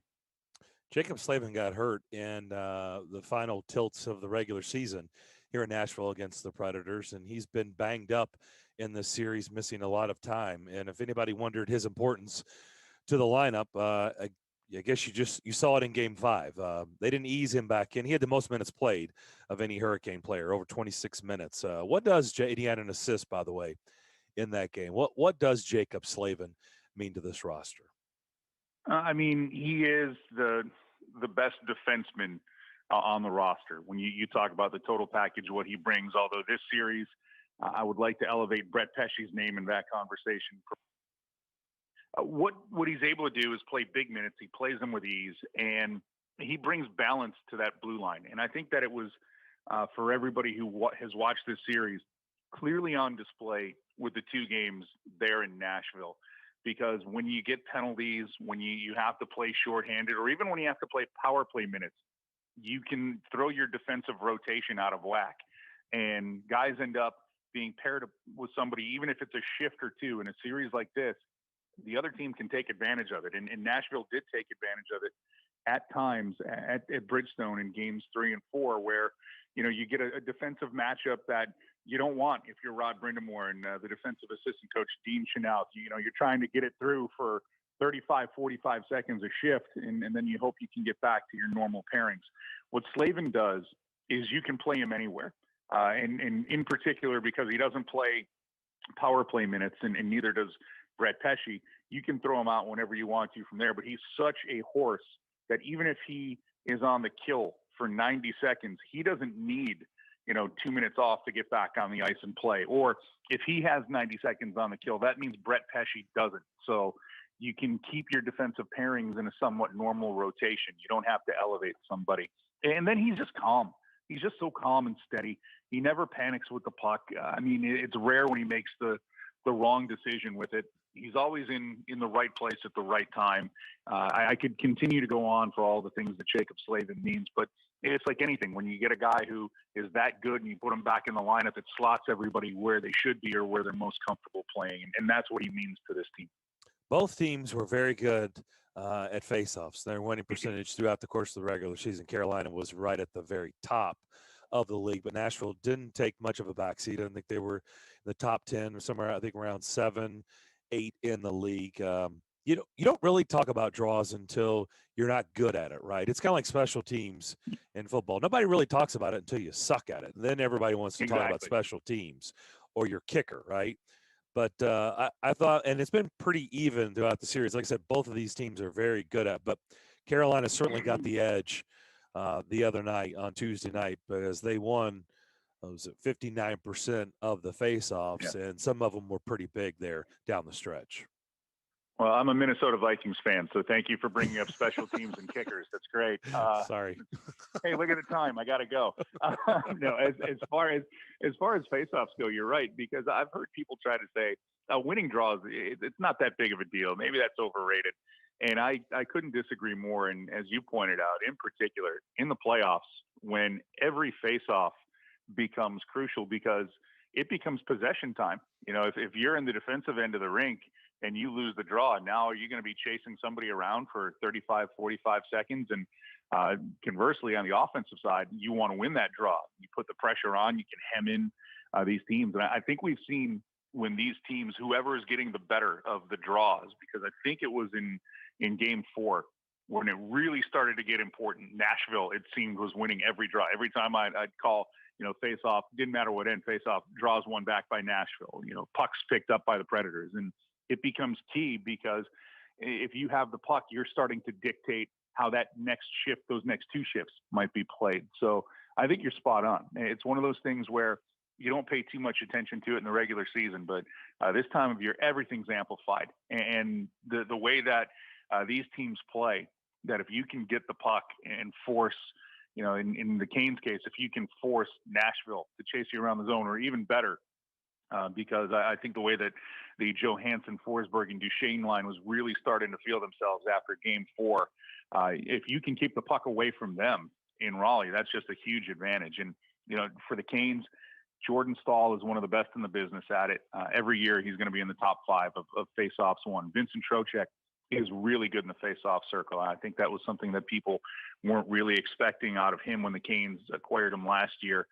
Sebastian Aho he works at everything he does because he wants to be the best at it, and that's what makes him the player that he is, and why the Canes, a few years ago when people were wondering, are they going to match Montreal's offer sheet answer? Yeah, they were going to match it, and it was never in doubt. But those draws become so much bigger, and I think we've seen that. And tonight, I won't be surprised if a face-off directly leads to a goal, of a puck won back to a defenseman and somebody gets it through, and that could be the difference maker here tonight in a game like this.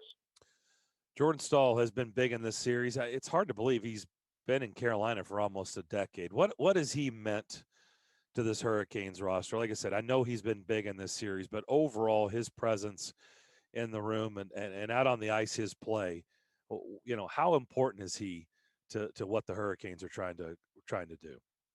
If you gave me, give me a pecking order of the most important players on the team, and it's, don't just go by skill, go by everything. Jordan Staal is number 1, and I don't think it's close. And that's not a slight on anybody else, but it's because of what he means in the locker room. He's not the most vocal guy, but he is the leader of this team, and he leads by example.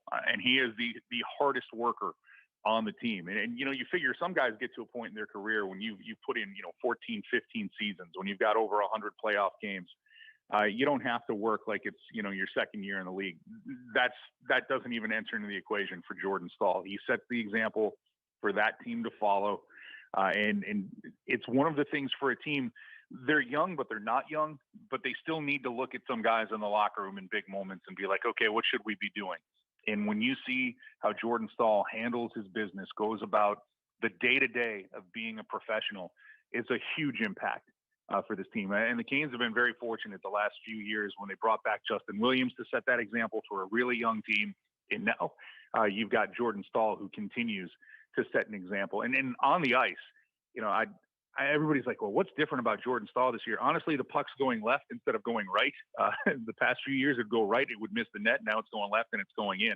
But he's playing the exact same brand of hockey that he's always played. And I think that's the thing that has been valuable for this team, that he sticks with it. He never gets too high. He never gets too low. He stays in the moment. And when the moment's big, he's not afraid of it. It doesn't get too big for him. So that's what he's meant for this Hurricanes team. And, he went through, he was brought here because the Canes were going to pair him with his brother Eric. And it was going to be, some days of milk and honey here. The Stahl boys working together, and the Canes are going to go on this great playoff run, and it never materialized. And, it bothered him. So now to be the big part of this run, this renaissance that the Canes are in, and he is one of the focal points of it. It's big for him, and he's not going to take it for granted. We're talking to Mike Maniscalco, who is the play-by-play man for the Carolina Hurricanes. And one thing that I have been impressed with, Mike, throughout the course of this series especially, but, we've obviously seen a lot of each other, both teams in the regular season, but just how both coaches have played to the matchups and used the last change when they've been the home team. But from your point of view of watching John Hines manage a game as the opposing coach, what are some things that you've seen that you've been impressed with?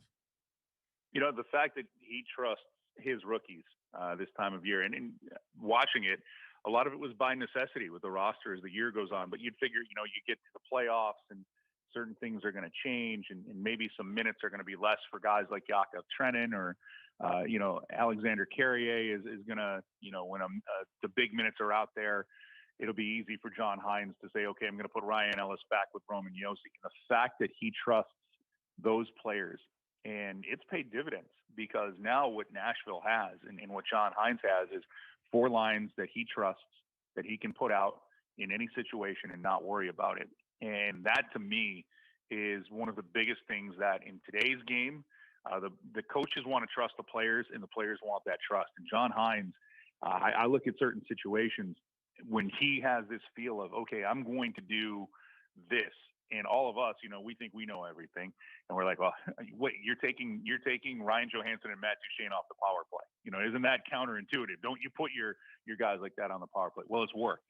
You're splitting up your best defensive pair because you want to get a little bit more matchup wise, and you're going to put the rookie with Roman Josi, and it's worked. And the fact that Hines has a good read of this roster in the trust of what his coaches tell him, and then he trusts the players to go out and make plays. And I think that's really been the difference, where you look at this team, and you guys have watched it clearly closer than me, but we were watching Nashville, make this charge once it hit April, like who was going to be the 4th spot, who would the Canes or whoever would be matched up with whoever in the Central.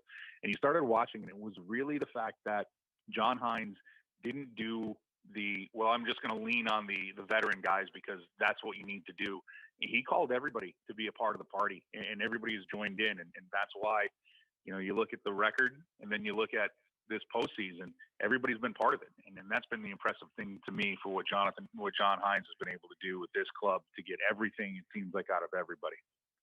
When I was watching Game 5, and there were a couple of moments where the Predators had some key chances that they didn't bury.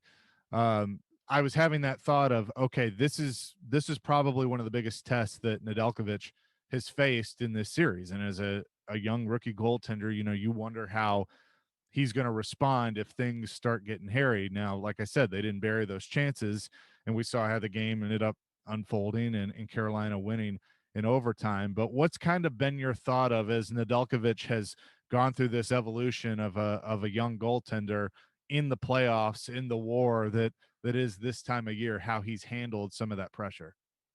The thing about it is he's got the rookie next to his name, but he's 25 years old, and he has been in pro hockey for a while. He won a championship with the AHL affiliate for the Canes when it was in Charlotte a few years ago, and he was outstanding during that playoff run. And to be honest with you, I was at the start of the year when Peter Mrazek hurts his thumb. Like, okay, what are the Canes going to do now? Because you've got to lean on a guy who hasn't done it before.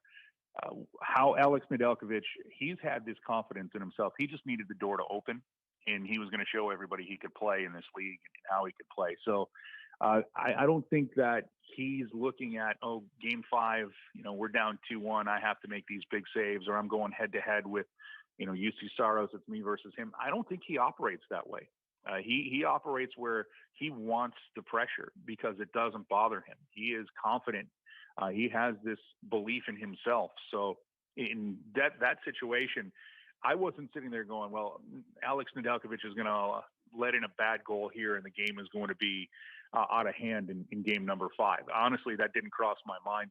And I know that he has the one that he wants back in game number 4 in Nashville, but I have not seen him really give up too many goals this season where you're like, he really wants that one back or that one's totally on him. So this is something, responding to this is, I know it's cliche because here we are and the Canes have the 3-2 lead and I'm the play-by-play voice for the Canes, but this was something I expected out of him. I expected him to play like this. Now, we weren't sure that he was going to be the workhorse and get every game in this series because the Canes had a goaltending rotation in the regular season, but it doesn't surprise me that he has put forth the effort that he had. And then when the stakes got high, he played as well as he did in game number 5, giving the Canes the opportunity to stay within a goal, then to tie it. And then we all know how that game ended. Now, I think any veteran player, any coach that has been there, and we know that Rod Brindamore has been in both situations as a coach and as a player, will tell you that the closeout game is probably the toughest because you're going to get the best from the team that's down in the series. And this has been a war, and I think it's been a closer series than anyone really thought it might be. So what do you believe that Rod Brindamore is telling his players that maybe haven't been in this situation, or even the ones that have, of what they have to accomplish tonight, being on the road, being in a volatile situation in Bridgestone Arena, knowing that fan base is going to bring it of, hey, one win away, but this is going to be the toughest one yet. Yeah, you don't have to be a hero is what he's telling him. And, a lot of guys in that room can look back on game number 7 2 years ago in Washington, where they weren't expected to win. It's the defending Stanley Cup champions. And, the Capitals came out and scored 2 quick goals. And everybody thought, well, it was a nice run that the Hurricanes had in the first round pushing the champs, but it's over. But he tells them, play their game. And you don't have to do too much. You just have to do what you've done all year. I think that's the message. And that really, guys, has been the message. I know it is so cliche, but the message that Rod Brindamore has said, and it's been pretty much from day one of this season, that don't worry what the other team does. Just worry about doing your job. And if you do your job, things will be fine. And I promise you that is the message, because he has been in that situation before. He's won these games and he's been on the other side of it. So he's going to let this team know. And there's enough guys in that room, guys like Jordan Staal, who we talked about earlier, who are just going to say, this isn't the time to run around and try to score 4 goals. This is the time to keep doing exactly what you've done all year long. You play the system and you play the guy who's in front of you. And that's it. You're not playing the shift after this. You're not playing the period after this. You're just playing what you're doing right now. And I think that goes for both teams. I don't think either team has really looked at, the next shift or what happens next. It's just about tonight. And I think what you said, the Canes are going to expect the best shot from Nashville, because this is truly a must-win game for the Predators. And that will make them, if it's possible, more dangerous than what they've been in this series. But the Canes will expect the best out of Nashville, especially right off of the opening puck drop. But the thing is, you don't get caught up in that. You don't get caught up in what Nashville might do. You just do what you do. And that would be the message, because that has been the message from this head coach all year long. Over under 60.5 minutes tonight. What is it? What do you got, Mike? Well, see, you guys said an 8:30 start, and I'm like, oh, that sounds so good. It's 9:30. Yeah, it's 9:30 your time. That's right. So selfishly, I will take the under. Smart. Completely understand. Either way, an afternoon nap is probably in everybody's future. Is what I will say this though. I'm not a betting man, but yes, naps will be had. And the Vegas line should probably make the over the favorite when it comes to over under 60.5 minutes. Yeah. So unfortunately, I think you're right. It certainly feels that way. Thanks for the visit. Hey, really appreciate it. Anytime, guys. It's fun. It's been a fun series. And look, I know there's nothing better than a game 7 in the postseason. But for me, I hope we don't talk until the regular season. Thank you. Fair enough. Fair. Yeah, we got. I hope you're wrong. Fair enough. I want to say we'll Well, see if you you need Saturday. me- We'll talk to you Saturday. But Exactly. If you need me, call me Saturday or call me tomorrow. sounds good. Really appreciate it. You got it, guys. Mike Maniscalco, TV voice for the Hurricanes. Really good stuff there He's fun. from him. He is. He's a lot of fun, and he selfishly took the under. which everybody understands, but said if he was a betting man, he'd probably take the over. 3 straight games, you can certainly understand that. Look, we know the Stanley Cup playoffs are going on. We know the hockey playoffs are in full tilt. Already teams have been eliminated. Predators are looking to extend this to 7 on Saturday. It's playoff time. Big stakes, bigger promotions, and DraftKings Sportsbook is putting you courtside with a chance to turn $5 into $200. Yeah, the NBA playoffs, they're going. The Grizz took game 1, fell in game 2. That series tied at 1. But what does that mean? $5 of your money to win $200? That's 40-1 odds on any basketball game. All you have to do is pick any team that's still in the hunt for the trophy, and if that team wins, you'll receive $200 in free credits.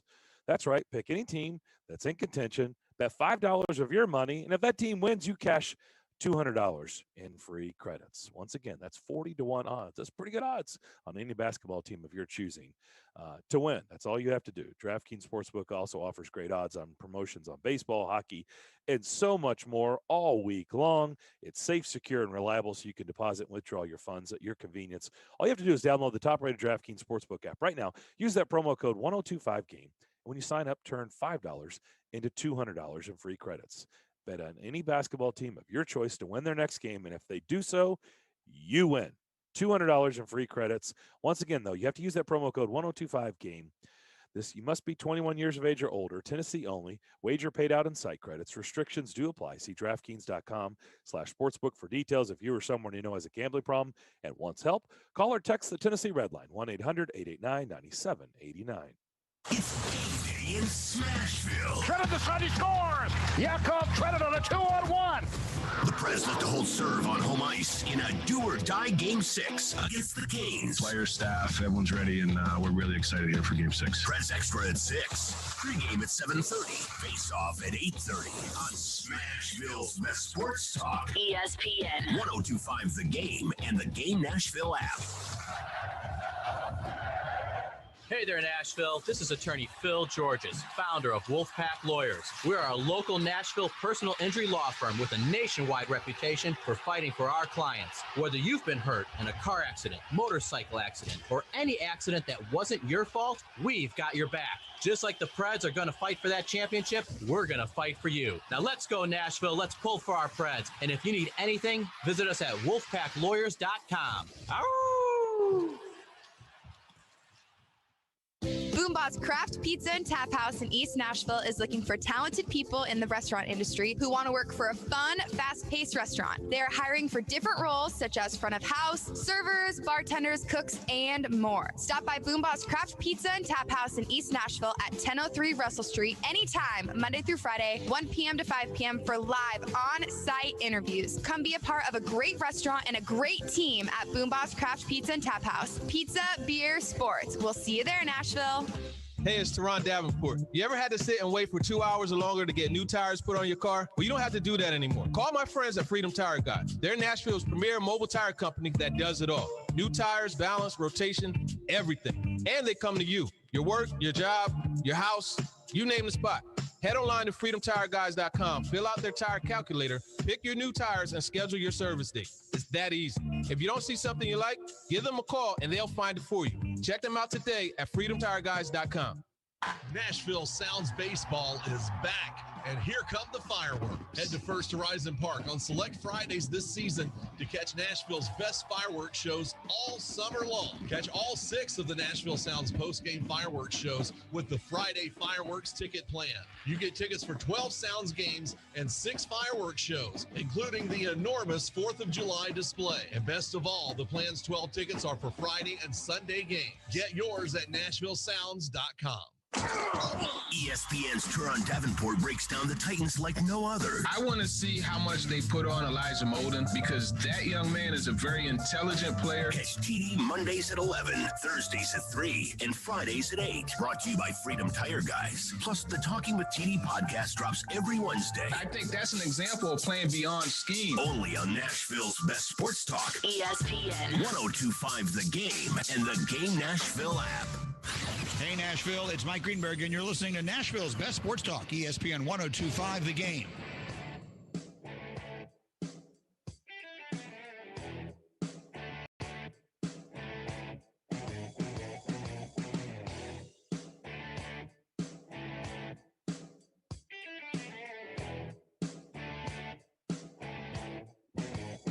Don't forget ESPN 94.9 is the home for the red hot Nashville Sounds. Yeah, that's the baseball team here in town. Tonight they're on the road. They'll take on the Columbus Clippers. That's the AAA affiliate for the Cleveland Indians. Pregame show is at 5:50. First pitch at 6:05. Nashville Sounds Baseball on 94.9, presented by Farm Bureau Health Plans and 312 Pizza Company. They've won, I think, 8 in a row. I mean, they are just on fire. Did they lose like their first 3 games, and they have won I don't know what the number is. It's a whole lot to very little losses. Yeah, they lost. They've only lost 5, and it was in that first first series, right? Yeah, yeah. And so then for them. they've won all these in a row. They've been on a roll. So awesome to see too. Yeah, they just keep pumping out wins, and some have been close too. I mean, they had a 1-0 one hitter the other day. I mean, the game I was at against Gwinnett was a close one. I mean, so they're winning close games too. Yeah. Yep. You want to give something away? I do. Okay, let's do that. Let's give away a pair of tickets to see the Tennessee Lottery 250 Xfinity race, the NASCAR Xfinity race, which will be at the Nashville Superspeedway in Gladeville. That'll be Saturday, June 19th. Saturday, June 19th. But first, you must answer this question to win those tickets. You must answer this question correctly. Actually, that's the best way to phrase it. You must answer it correctly to win these tickets. The phone line, driven by WilsonCountyHyundai.com, is 615-737-1025. 737-1025. And the question is? So with Chase Elliott's win at COTA, that was the 800th Chevrolet win, but it was the 268th win for Hendrick Motorsports, which ties Petty Enterprises for most all time by a car owner in the Cup Series. So Petty Enterprises and Hendrick Motorsports sit atop with 268. Which car owner or team is third? Is it Joe Gibbs Racing? Is it Roush Racing or Roush Fenway? Or is it Junior Johnson and Associates? Which team is third on the all-time win list in the Cup Series of NASCAR for car owners and their wins? Multiple choice. I loved those tests. Yes. Joe Gibbs Racing, Roush Fenway, or Junior Johnson and Associates. 737-1025. Got a 33.3% chance of winning. 615-737-1025. Just choose one of those, the correct one, and you'll be at that Xfinity race. So I was reading something very interesting on Sportsline during the break. So they have come out with their odds because Julio Jones is, the topic in football right now. And it looks like all signs are pointing he's getting towards, traded. Yeah, he's going to get traded, and it could happen as soon as next week. Because, oh, by the way, what is next week? June 1st. June. It's June. Yes. And there is a significance to that.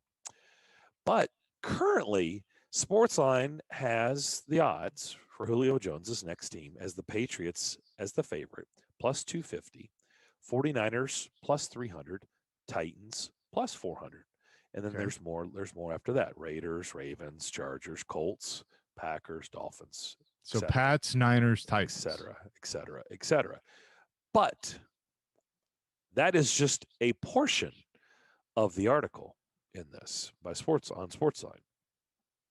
The article is really about saying, okay, that's great. Those are our odds. We want to pass that along, but we have determined where is the best landing spot for Julio Jones. Okay. And it's not the favorite from Sportsline, even though this is an article on Sportsline. Yeah, I don't think the Patriots are the best landing spot for him, even though they may be the favorite, because they have the room to do it. I think that's why they're being identified as the room, and they're not afraid to do things like that. The best landing spot, according to Sportsline, is the Tennessee Titans. The Tennessee Titans. Now listen to this. So they have, remember we had Mike Kelly on the analytics. We like to throw out numbers. There's nothing wrong. There's a balance. You have the eye test. There's a lot of factors, but it is a gauge, and it's a gauge that, you should use and we should talk about. So they have numbers attached to what Julio Jones means to the Titans and what the Titans look like without Julio Jones. Would you like to hear them? I would. Hit me. Okay. Without Julio Jones, they have forecasted their win total to be at 9.5 wins. Okay. With Julio Jones, they have projected the Titans win forecast at 10.1. So it goes up, obviously. 9.5 to 10.1. The winning, because that's just the number of games. So the win percentage, they've got the current forecast without Julio Jones at 55.9%. So that's 56%. Just above 500. With Julio Jones, they've got it at 59.4%. So again, another spike. To win the division, 40.7% without Julio Jones. So 41% without Julio. Right at, 50.0. So 50% with Julio Jones. Now, that's the biggest jump thus far, right? That's interesting. Yeah. So that's almost a 10% spike to win the division with Julio Jones as opposed to without Julio Jones. It's pretty important. Yeah. To make the playoffs without Julio Jones, 62.3%. With Julio Jones, 72.2%. Yet again, 10% spike. So the big spike is coming at basically the playoffs, because if you win the division, you're going to the playoffs. Sure. And then, so there's the jump. To win the conference without Julio Jones, 6.5%. With Julio Jones, 9.4%. To win the championship, 3.2 without, 4.7 with. So they still don't like their Super Bowl chance. Well, who's got? What would be the Yeah, top odds? Tampa and KC, and I don't know what. It's not like they don't have them at 50%. Are probably up there. But I would say, to win it all, it's so hard. I don't know what the leader in the clubhouse is, but it's probably what do you think the number is? It's 20% or less, right? Yeah. Because you're going to have, at least this time of year, you're going to have more teams have a chance. Before training camp going into it than anyone. So the playoff number is the one that really the division and the playoff. And, both of those. Those were the two that jumped out at me. Which, it shows you just how fine of a line it is, in this league and how hard it is to win, that even with a Hall of Fame receiver joining your team, it doesn't make a huge difference, except for when you're talking about the division and the playoffs of what the jump is. But when you're talking about a 10% chance of winning the division, a 10% increase with Julio Jones as opposed to without, and also your playoff odds jumping 10% with Julio Jones as opposed to without, that got my attention. Yeah, that's a big jump. It is. Willie, we don't hear you. And it's probably the difference in that win total, right? From 9.5 to 10.1. Read the Super Bowl ones again. The championship? The Super Bowl, the last one you read, the first one I heard was Super Bowl with and without. 3.2 to 4.7. That, I would argue, is a huge jump. Is that Super Bowl or is that the AFC? No, okay. Because the other one is the conference championship. Okay. To win the conference championship is 6.5 to 9.4. Right. So to win the AFC, without Julio Jones, it's 6.5%. With Julio Jones, it's 9.4. To win the championship, aka the Super Bowl, it's 3.2 to 4.7. Okay. So you say, Willie, that jumps out to you. That's a large jump, even though it doesn't seem like it. So I would equate that very similar to the 10% jump in the division, et cetera. So it boils down to this, at least from the odds makers standpoint, which should not be discarded, right? They're looking at Julio Jones as an impact player. They still believe he's an impact player. They're not looking at him as a 30-something past his prime. Correct. Yeah, but he's past his prime, but they still think he can make a very big impact on a team. It doesn't really have me shying away from all the other things that have had me hesitant in terms of trying to get the cap number down, not go to great lengths to give anything up to get him.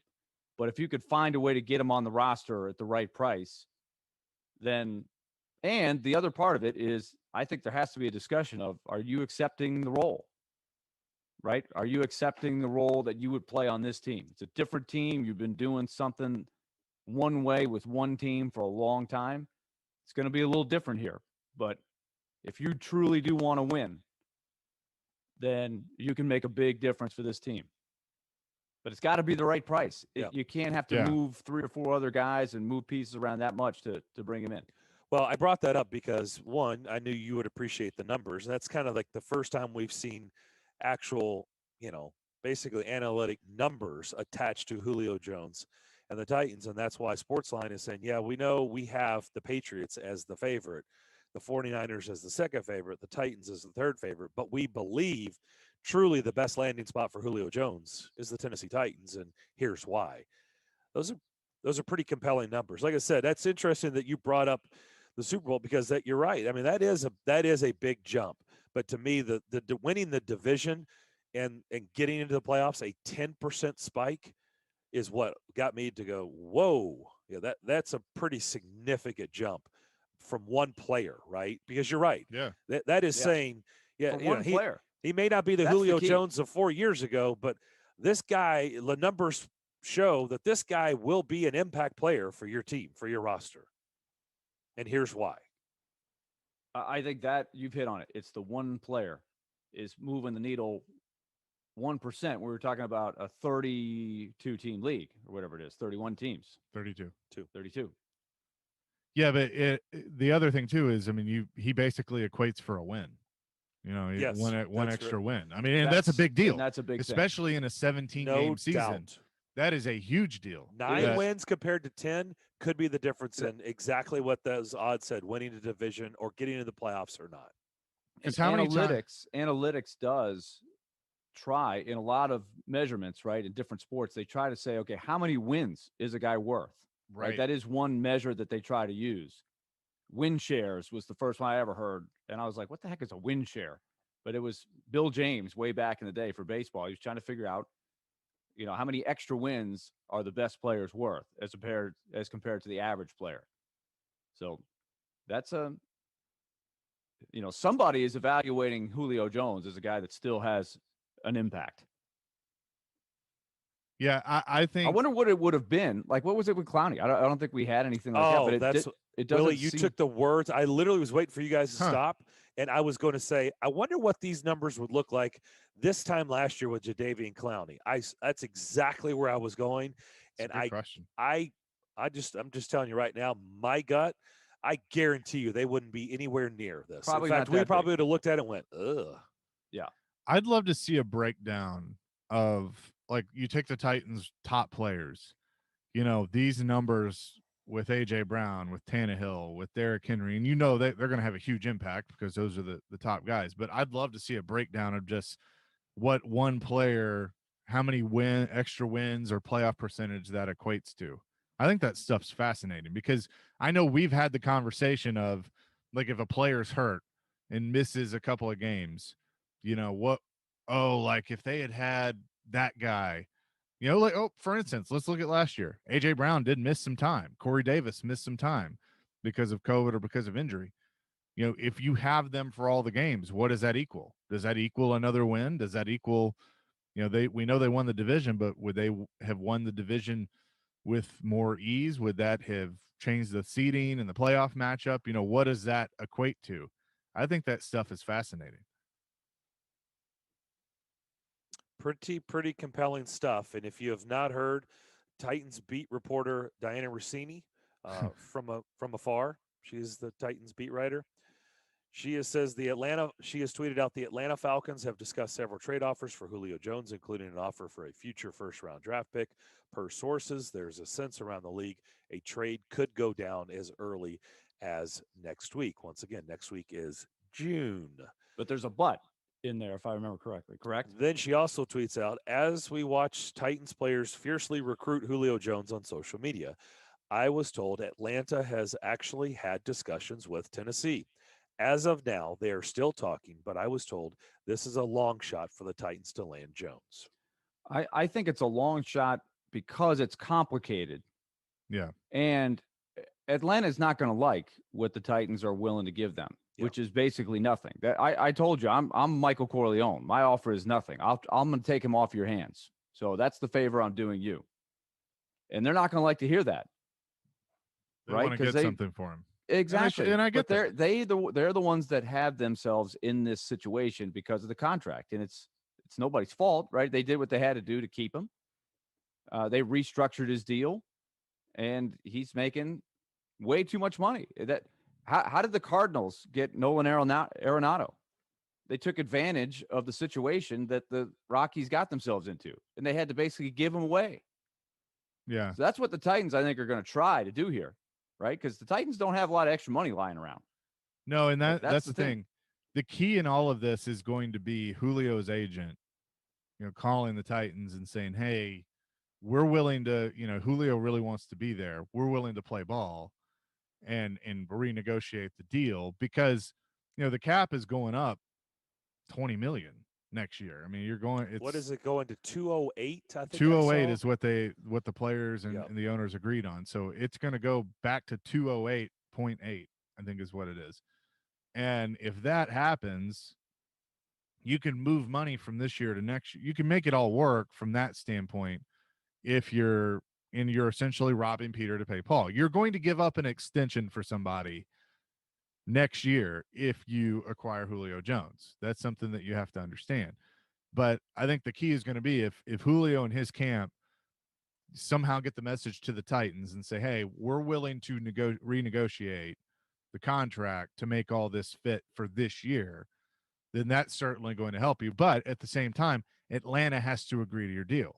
Atlanta has to go, well, hey, what are we getting out of it? I mean, if we're not having to pay as much, that's great. But what else are we getting? That you're willing to take him, because we got to have something for our future too. So does that, if John is offered a fourth, does that fourth need to become a third or a second? Again, I don't see John Robinson offering a first. I know there was a report from an Atlanta radio station saying that they had. I've seen everywhere that that's false, that they haven't offered a first, but what they give back, I don't see it. My thought is what they give back is directly tied to how much the Falcons can help with the price tag. Right. I think that's everything. If they can lower that price tag significantly with some stuff that they do and what Julio Jones and his agent are willing to do to make this work, then I'm probably willing to help the Falcons a little bit more. Yeah. Right. This article says the Titans have around $3.5 million in cap space, which is the fifth fewest in the NFL. Which has a lot of people going, how? How are they so at the bottom of the cap? Why do they have such few dollars? I think it's a fair question with all the losses that they had in the offseason. Yeah, but they added Dupree and they added Jack Rabbit and so what do the Falcons have? That's what I want to know. Because we're all sitting here going, well, the Falcons need to hang on to some money. Well, can they? No, I don't know. I think they're in bad shape too. They want. I think that's why they want. Yeah, they got want to get rid of they got 1.6 million. Yeah, that's what they have. Desperately get rid of this. So then the answer back to them is, okay, go ahead and cut him then. Yeah. You want to cut him? Then he's a free agent. We'll just go and try to make a deal with him. Yep. They're the ones that have that bind. So they don't really have exactly. That's the point. Well, they really don't have. They have no leverage. They're not holding the cards. If they think they are, they're not. And if they cut him, I think the dead cap is a lot. Monster. It's a lot. It is a lot. All right, we'll come back. I think we may be able to squeeze John Hines in. We'll hear from the head coach, hear what he had to say after morning skate. We'll do that to close out hour number 2 next. In Bridgestone Arena for tonight's Game 6 against Carolina? Call 615-737-1025 and be caller number 3, and you'll qualify to win a pair of tickets to watch the game live in Smashville. I gotta go to the Your home for every moment of Predators action is right here On ESPN. 1025 The Game and the Game Nashville app. From the Fox 17 News Code Red Weather Center. Code Red meteorologist Dan Guthrie. We have shifted into Code Red mode because of the potential for severe weather heading into the day on Friday. We're starting off today with just some patchy, dense fog in some spots. But as we work our way throughout the day, fog will dissipate. This weather report brought to you by Hiller Plumbing, Heating, Cooling, and Electrical. Call the happy face drum today. Ryan Forth here for TwinSpire Sportsbook. Happy to share that as a listener of the game, you can unlock a risk-free bet up to $1,000 for signing up with TwinSpires. Use promo code FREE1000 and you can bet with the Kentucky Derby of sportsbooks right from your phone. It could be playoff hockey, basketball, golf majors, or more. Just download the TwinSpire Sportsbook app today to get started. Void where prohibited. For terms and conditions, visit TwinSpires.com. Must be 21 or older and physically present in Tennessee. For a gambling problem, call or text the Tennessee Red Line 1-800-889-9789. B&B Flooring is the leading flooring company in Middle Tennessee. With more than 30 years of experience, their experts can make your flooring dreams come to life. Whether your needs are commercial or residential, they're a one-stop shop. From carpet, tile, laminate, LVP, hardwood, or engineered hardwood, they have it all. Call them today for a free estimate or stop by their showroom at 128 North Lowry Street in Smyrna. Mention you heard it here on the game for 10% off all materials online at bnbflooringtn.com. Having your own home is awesome, but it's also a lot of work. The good news, finding help for your projects is easier than ever. Introducing Angie, the app that puts all your home care needs at your fingertips. Need a pro to fix that emergency leak? Maybe find someone to build a deck, or even set your seasonal tasks on autopilot. Angie can handle all that and more. Expert pros, hundreds of home projects, clear pricing, and the easiest way to book and pay in seconds. This is Angie, your home for everything home. Download the app today. Hey Smashville, Party Foul is your headquarters for all your playoff action. Join our watch parties at all locations: downtown Nashville in the Gulch, Donaldson off Lebanon Pike, Cool Springs Galleria in Franklin, or Murfreesboro off Broad Street. Party Foul has your Nashville hot chicken, local brews, boozy slushies, and wall-to-wall TVs. Swing on by, y'all, and let's go Preds.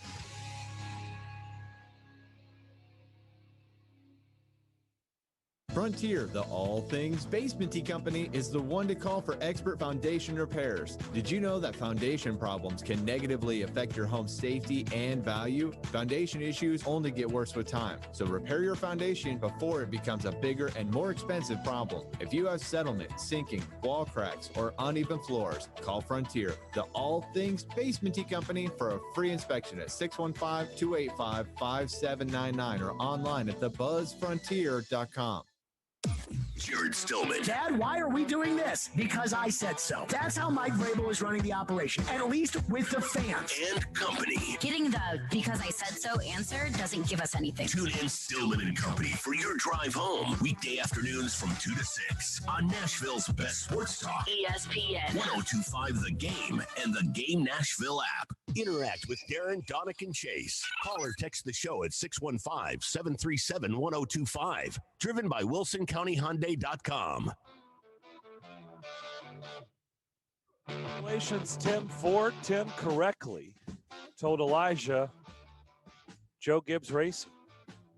Tim, you and a friend or a family member will be at Nashville at the Nashville Super Speedway on Saturday, June 19th for that Xfinity race. So good job by Tim Ford. Nailed it. By the way, we've been giving these. Elijah said the listeners have been all over these questions. I meant to ask. They've been winning these tickets fast. He said Sam Bass yesterday, which I failed to give credit to the winner yesterday. We got lost. I think we got onto the Julio Jones. I don't remember what discussion. Yeah, but we did. We got sidetracked, but he said I thought Sam Bass. It's been a while.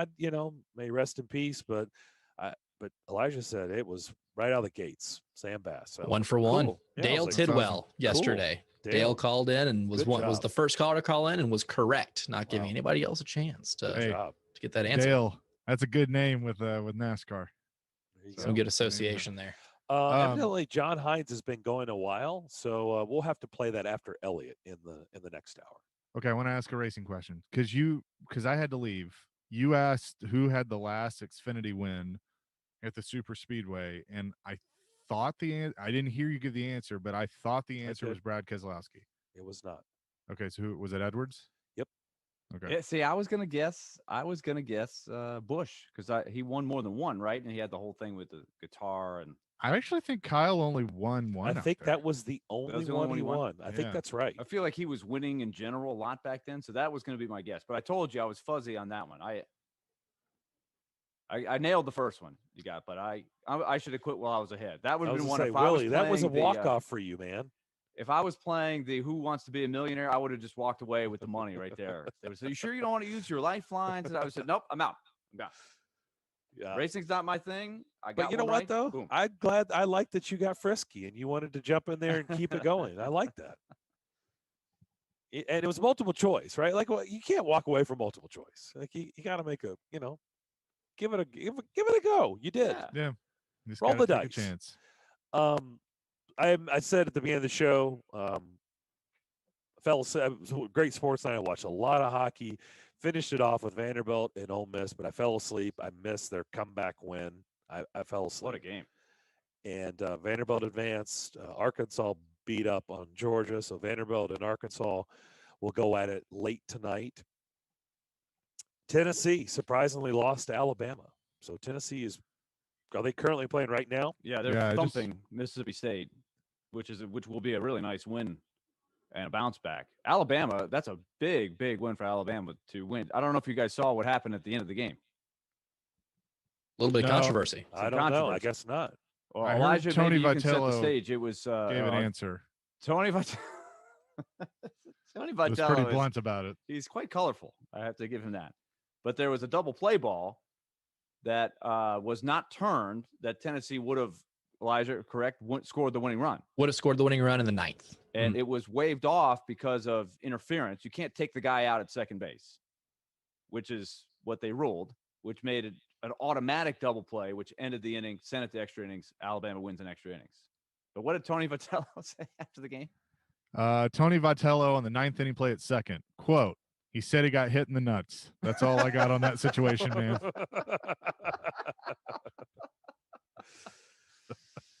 You're saying he does not have a filter? Is that straight is that to the point? Saying? Okay. He said he got hit in the nuts. That's all I got. Could have used the word cup, protective area. Right. He could have used, right. There's other ways, other avenues. Yeah. Why, though? I mean, everybody knows what it was. Just call it what it was. The replays did show that. And every guy has experienced that at least once in his life. It's not fun. And, so it's like you're not fooling anybody. You're just like, hey, yeah, he got hit in the nuts. The family jewels. The cojones, whatever. The stones. 8-2 Tennessee against Mississippi State. I think they are going into the bottom of the 8th, I believe, or is it 7th? I just turned it on, so I'm waiting for all the Tennessee. I think it's bottom. So this would be kind of a disappointing exit for Mississippi State. Yeah, who's a very, very good team. So I don't know how the SEC tournament. There's so many great teams in the SEC. I have not seen many years where the tournament committee really is heavily influenced with their seedings on how the SEC tournament plays out. But I'm curious because it's so difficult to differentiate, I think, bottom between of the 8th. Bottom Tennessee, Mississippi State, Arkansas, Vanderbilt, Florida. These are really, really good teams. Vanderbilt will play Arkansas now. Now that's a heavyweight matchup there, and Kamar Rocker will play. Now, the guy I told you about at the beginning of the season, Christian Little, 17 years old, who is really supposed to be a high school senior. I was going to say, how is that possible?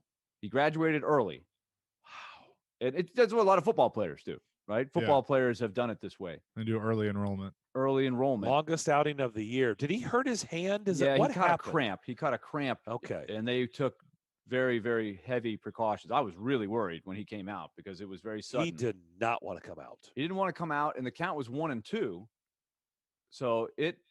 But they were like, they've had some guys get hurt this year, to be honest. They've had one kid who's had to get Tommy John surgery. They've had a couple other kids that have been out for weeks, which is very unlike them overall. I think they've done over the course of 15 years, 17 years, whatever it's been for Tim Corbin, they've taken care of arms pretty well. It's not like they've never had an arm injury. It's impossible not to have some. But with all the power arms they've had, I think they do a good job of taking care. But this has been an odd year, so they didn't want to take any chances. Little is a talent. He's going to be a first-round pick down the road. He is very competitive. That's for sure. But that's the best he's pitched. That's the best I've seen him put it all together. You've always seen the talent, but it hasn't all come together.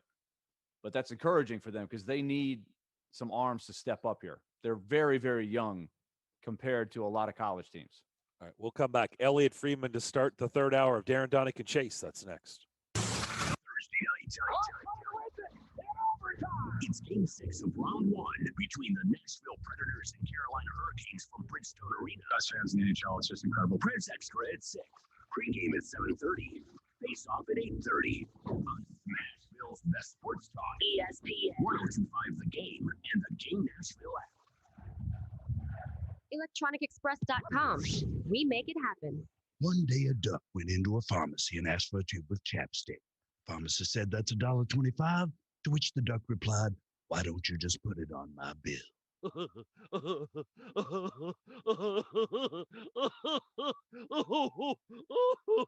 The duck then waddled across the street to Red Spirits and Wine, where he discovered a dazzling array of distilled spirits and liqueurs, with a special collection of allocated spirits and Red selected single-barrel whiskeys. He was bowled over by Red's state-of-the-art growler station, featuring 16 taps of local and craft beer favorites and 4 taps devoted to wine. Speaking of which, the wine selected from around the world was simply stunning. And all of this at a price that tickled his feathers. That evening, the duck enjoyed a delicious glass of burgundy and single malt scotch before retiring with an all-encompassing sense of well-being.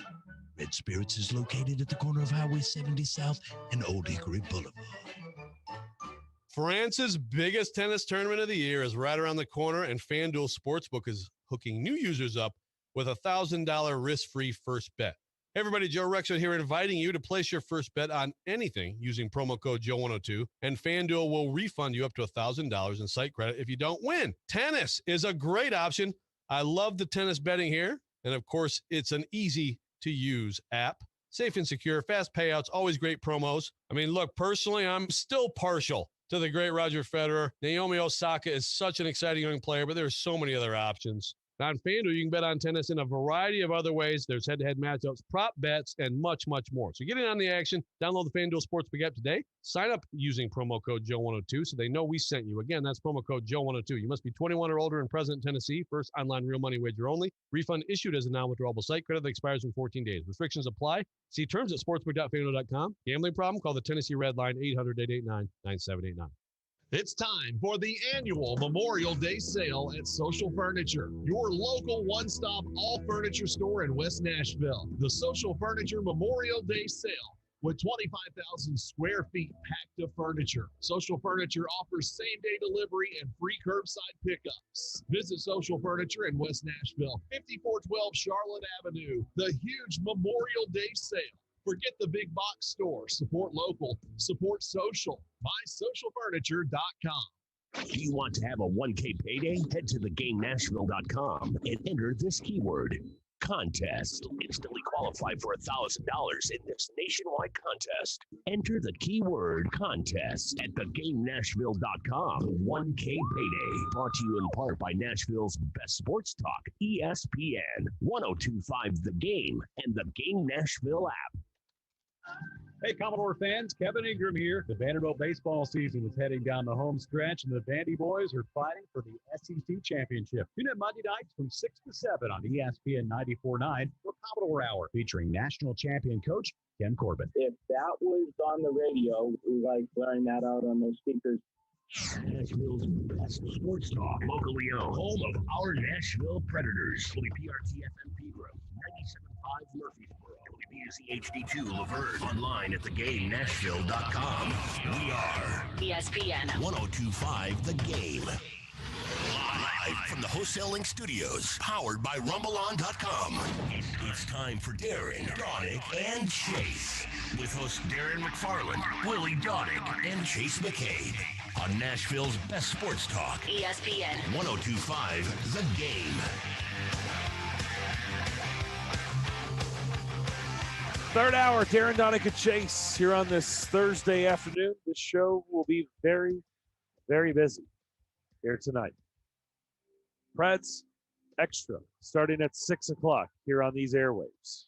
Chase will be leading the charge with that all the way up until pregame at 7:30. I will take over at 7:30, and then 8:30 puck drop. Pete Weber and Hal Gill will have your call here on these airwaves. Willie Daunic and his crew will get at it at 8 o'clock on the Valley Sports side of things. On the television side, Willie and Mace will have your call starting at 8:30. So a fun night, hopefully in store as the Predators try to push this to Game 7 in Raleigh on Saturday. We say hello and good afternoon to Elliot Friedman from Sportsnet, 31 Thoughts, Hockey Night in Canada. He does it all.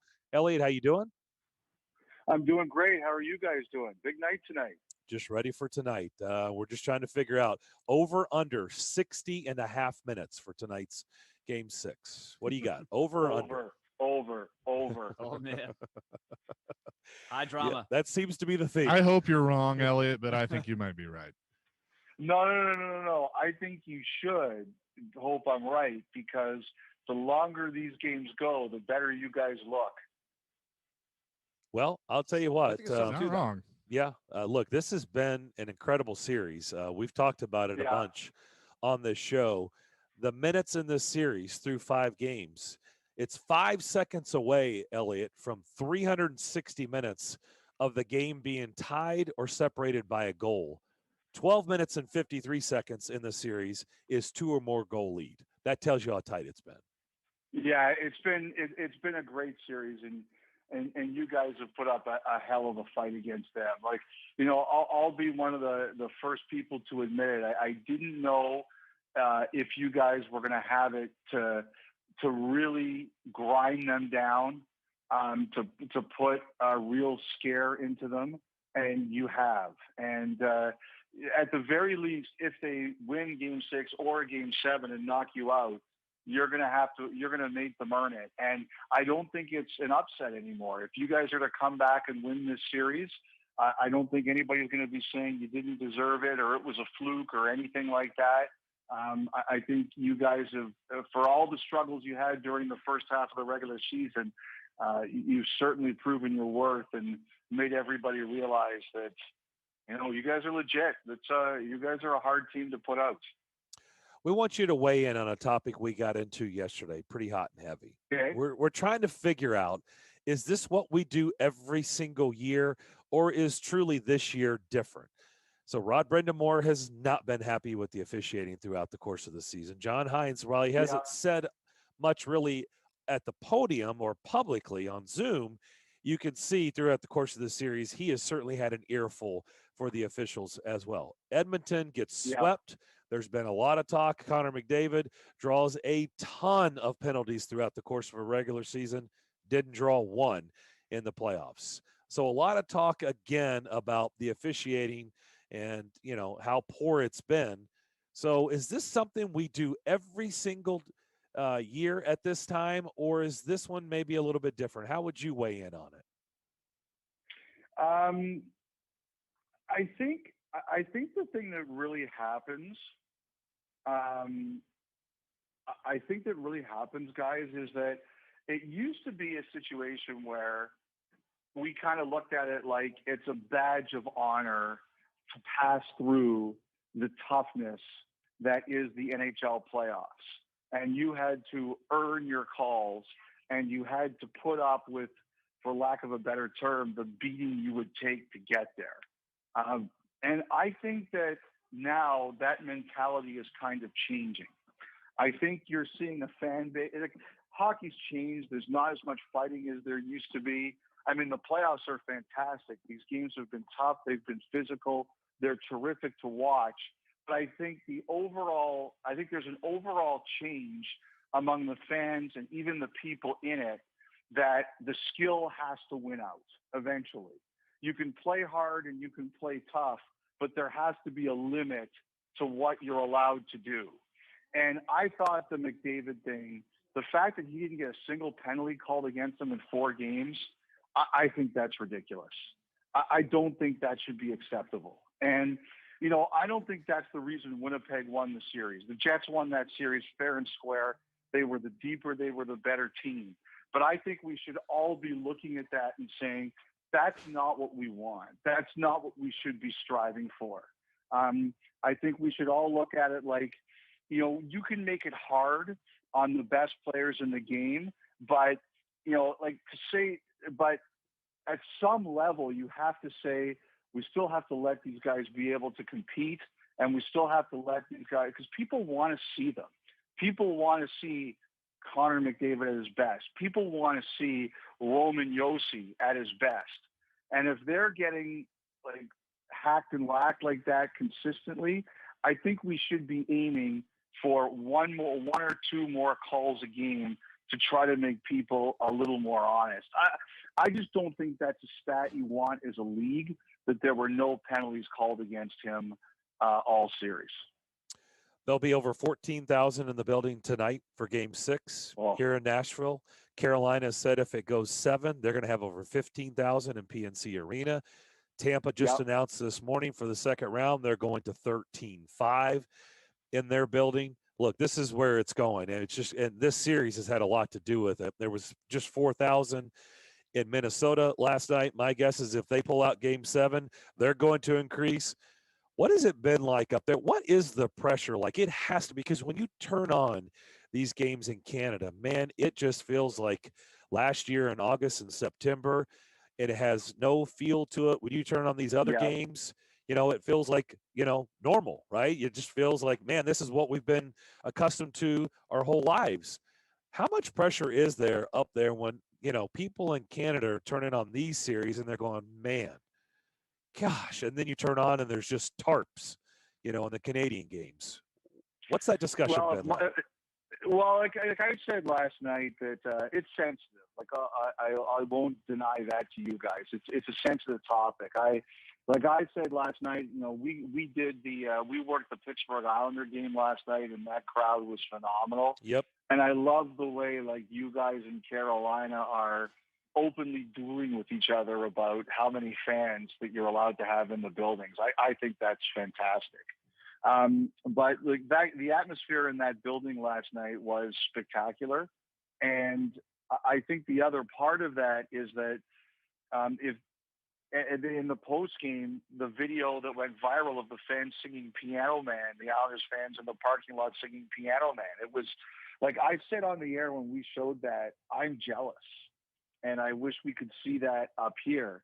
And I will say, guys, it's a very sensitive topic because in Manitoba, for example, where the Jets play, it's pretty serious right now. Like there's a big outbreak, and they're having to send some patients to other provinces and things, just because their health system can't handle it.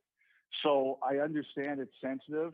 I think if Montreal can force Game 6, they're going to have 2,500 fans in their building for that game, which is nice. That's a start for us. It would be the first game with fans in it. I'm jealous of it. I think it's taken away from our series. I think it makes your series look much more interesting and exciting than ours, and I hope it happens soon. But it's tough to really go out and rip anybody too much when you see what's going on in a place like Winnipeg and Manitoba. Yeah, no, and I know it's sensitive up there, and I'm certainly not going. I'm just wondering if there is if people are, because look, I mean, it's no secret. I mean, up there, you've got all these incredible games. You have Toronto, could have getting ready to advance possibly, and there's nobody allowed to you can't have those atmospheres. I just wondered if people were, outraged. I just was curious what the pulse was like with the fans and what people were saying. I understand. I think it's really mixed. I think there's some people who get really upset and really frustrated about it. Absolutely. Like, don't kid yourself. There are some people who get really upset, and there's others who get upset if you ignore what's going on. Sure. It's very, very, for example, last night when I made that comment, I had somebody send me a direct message just trashing me. He says, I live in Winnipeg. I want to see my family. If you don't like it, go to the U.S. and watch a game. And I don't respond to that, but I think it gives you the idea of the passion of the argument. What can you do? I think the biggest thing is, the NHL wants to know from the Canadian government, right now, if you cross the border, it's a 7-day quarantine, right? And they want, unless you're an essential worker, and they're asking the Canadian government, will the team that goes to the third round from Canada, like, will they be able to play games at home? Because they'll need that waived. And they're supposed to know by the end of this first round. And, you know, Toronto's got anywhere from 1 to 3 games left in their series. You know, we'll see what happens there. I think that's going to be a very interesting one because the league wants to know if the Canadian winner is going to have to move to the U.S. for good for round 3 and potentially a Stanley Cup final. Wow. Elliot Friedman is with us. 31 thoughts, hockey night in Canada. So, Elliot, I know the focus is going to be on the teams moving forward here, but we're all kind of astounded from afar of just the crash and burn of the Oilers with the best player going. So where do they go from here? I know they've just been trying to find the right formula for a long time, but this has got to be especially frustrating. Oh yeah, it's really tough. There's no question about it. It's the fan base is really unhappy. The players were really frustrated. Like again, I could have seen Winnipeg winning the series, but I don't think anybody saw a sweep. And I just think what they learned was they're not deep enough, guys. Like if you have the best player and they have the best player, Connor McDavid, you know, at the most, he's still only playing 25 of 60 minutes, right, in a regulation game. So what are you going to do with the other 35 minutes he's not on the ice? And the thing that happened here was, you know, last year, the Hart Trophy winner, Leon Draisaitl, they decided to play them together. So it really got exacerbated in the sense that their other 3 lines got eaten alive by a very deep Winnipeg team. And I think they know that they're going to have to become deeper. You know, I think that that's what they're going to do. I think they're going to have to go out and try to find some extra depth, some extra talent. And they're also going to try to develop some of their own young players. It's pretty clear that as that series went on, some of those young players, and even some of those veterans, lost the trust of their head coach. That has to change. You know, you have to be able to go out and say, okay, those 35 minutes where Connor McDavid's not playing, how are we going to win those shifts on the ice? And they simply weren't ready for that this series. They didn't have enough trust in those players, and whoever was out there got eaten alive by whatever Winnipeg thrown out there. And to me, that's the difference. One team was deep enough to win, and one team wasn't. Let me focus on another team, too, that I think is fascinating, and that's the Penguins at this stage of where they go from here, because they remind me a little bit of the Bulls with Pippen and Jordan, right? They move the pieces around those guys. You probably add Letang and a couple other guys in there, just the core guys that have been there for a long time. But, you know, all these guys that they're not afraid to make a bold move to trade. We looked up and we saw Freddie Gaudreau 2/3 of the way through the season, and he became a part of their rotation there. We were really happy for him. But there's a ton of other guys that they've traded for. But are they still in the window here? That's a great question, I think, going forward. I think, you know what, I think they're still in the window, but like I looked at them, and I don't know how much you've watched of their series. I actually thought Pittsburgh was pretty good. Oh, that wasn't that classic Barry Trotz and the Islanders? Sure, we'll give you 40, 45 shots. How many do you want? You want 45? You want 48? That's okay with us. We'll just have those counterattacks, and we're just going to set up the house, and we're going to hang around. Wasn't that was just classic Lou Lamoriello, Barry Trotz. 100%. And the goaltending was better. Quite simply, that's what happened. Sorokin beat Jari in this series. So, you know, like if you listen to Crosby, he kind of made it very clear last night how he feels, and how he feels is that they shouldn't break up their group. And like I thought Pittsburgh was pretty good, and the goaltending beat them. So what I think they're going to have to do is, you know, last summer Jim Rutherford tried to reacquire Marc-Andre Fleury, and it fell apart. And so, but I wouldn't be surprised. Does Pittsburgh try that again? Like Ron Hextall, he knows Jonathan Quick really well. And does he look at that? Like, I would expect that they're going to come back with either someone to replace Jari or someone to give them another option, someone to push them. And I think both of those names, and there's probably more, are the kinds of people they could look at. And I think they're going to do that. I do believe that Pittsburgh thinks they were as good as New York, and they just got beat in goal. And I think they're going to address it. From what I understand, I mean, one of the biggest votes there is going to be Mario Lemieux, right? And I think he wants Crosby, Malkin, and Letang to be Penguins. So, I mean, at the end of the day, I think that Hextall will have a big say in this, as he should. That's what he was brought in to do. But until proven otherwise, I think the ownership of the Penguins wants those guys to be Penguins.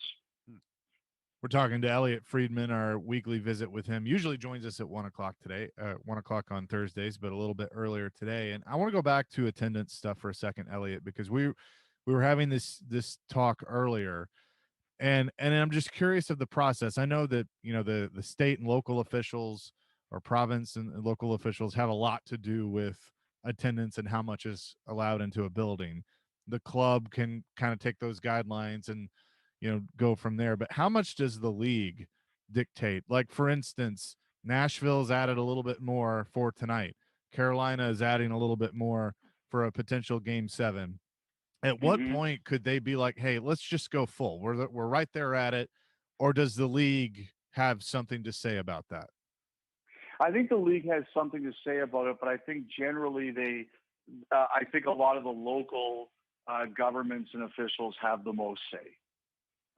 You know, what we deal with up here is that the league requests, but they're told yes or no.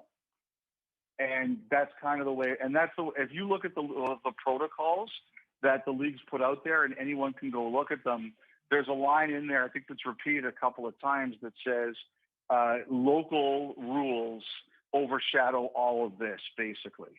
So I think teams go to the league and teams go to the local officials. The league, I believe there was one situation with one team, I think it was Dallas.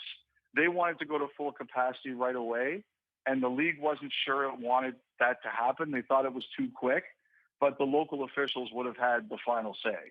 And I think that's kind of the way it works. Like, as long as the local governments say it's okay, the league generally approves it. Okay, because I had thrown out, and it was pure speculation on my part. I had thrown out, you know, was there trying to be a competitive balance, or, you know, because obviously what you all have going on in Canada and not having fans, you know, yes, Nashville might be able to go full, but let's hold it back a little bit so it's as fair as it possibly can be. But from your answer, it doesn't sound like that's really a big deal. And personally, I don't think it should be a big deal. Like, I don't think Nashville should be penalized because, say, Toronto can't have fans. I don't think that's right. Yeah, I agree with you. You know, like, it's not your fault that our situation is different. Like if I own the Toronto Maple Leafs, first of all, I would probably be like sunbathing on a yacht right now. But you wouldn't be talking if to us. I own the Toronto Maple Leafs, and someone said to me, Nashville can have fans and you can't, I don't think, knowing someone might feel different, but knowing my personality, I wouldn't stop that. I don't think that's right. The other thing too is the league has to start making money. And where do you make money? Yeah. Playoffs. And so if that means that the revenues go up, I think everybody's going to look at it and say, we need that. Game 7 between Vegas and Minnesota tomorrow. And we've talked to you about this series. Minnesota has certainly made it interesting. They forced it to a game 7. And last night was fun to watch. Do you see any scenario where Vegas goes to Robin Lehner, or do you think they stay with Marc-Andre Fleury? I could see it, but I will confess to you that I thought if it was going to happen, they would have played him for game 6. Like I think, like, it's not impossible, but to me, that's an awfully big ask to go to Robin Lehner now and say, save us in game 7. Agreed. If he had played last night, I could have seen it happening. Now, like Vegas, those guys as an organization, they are not afraid.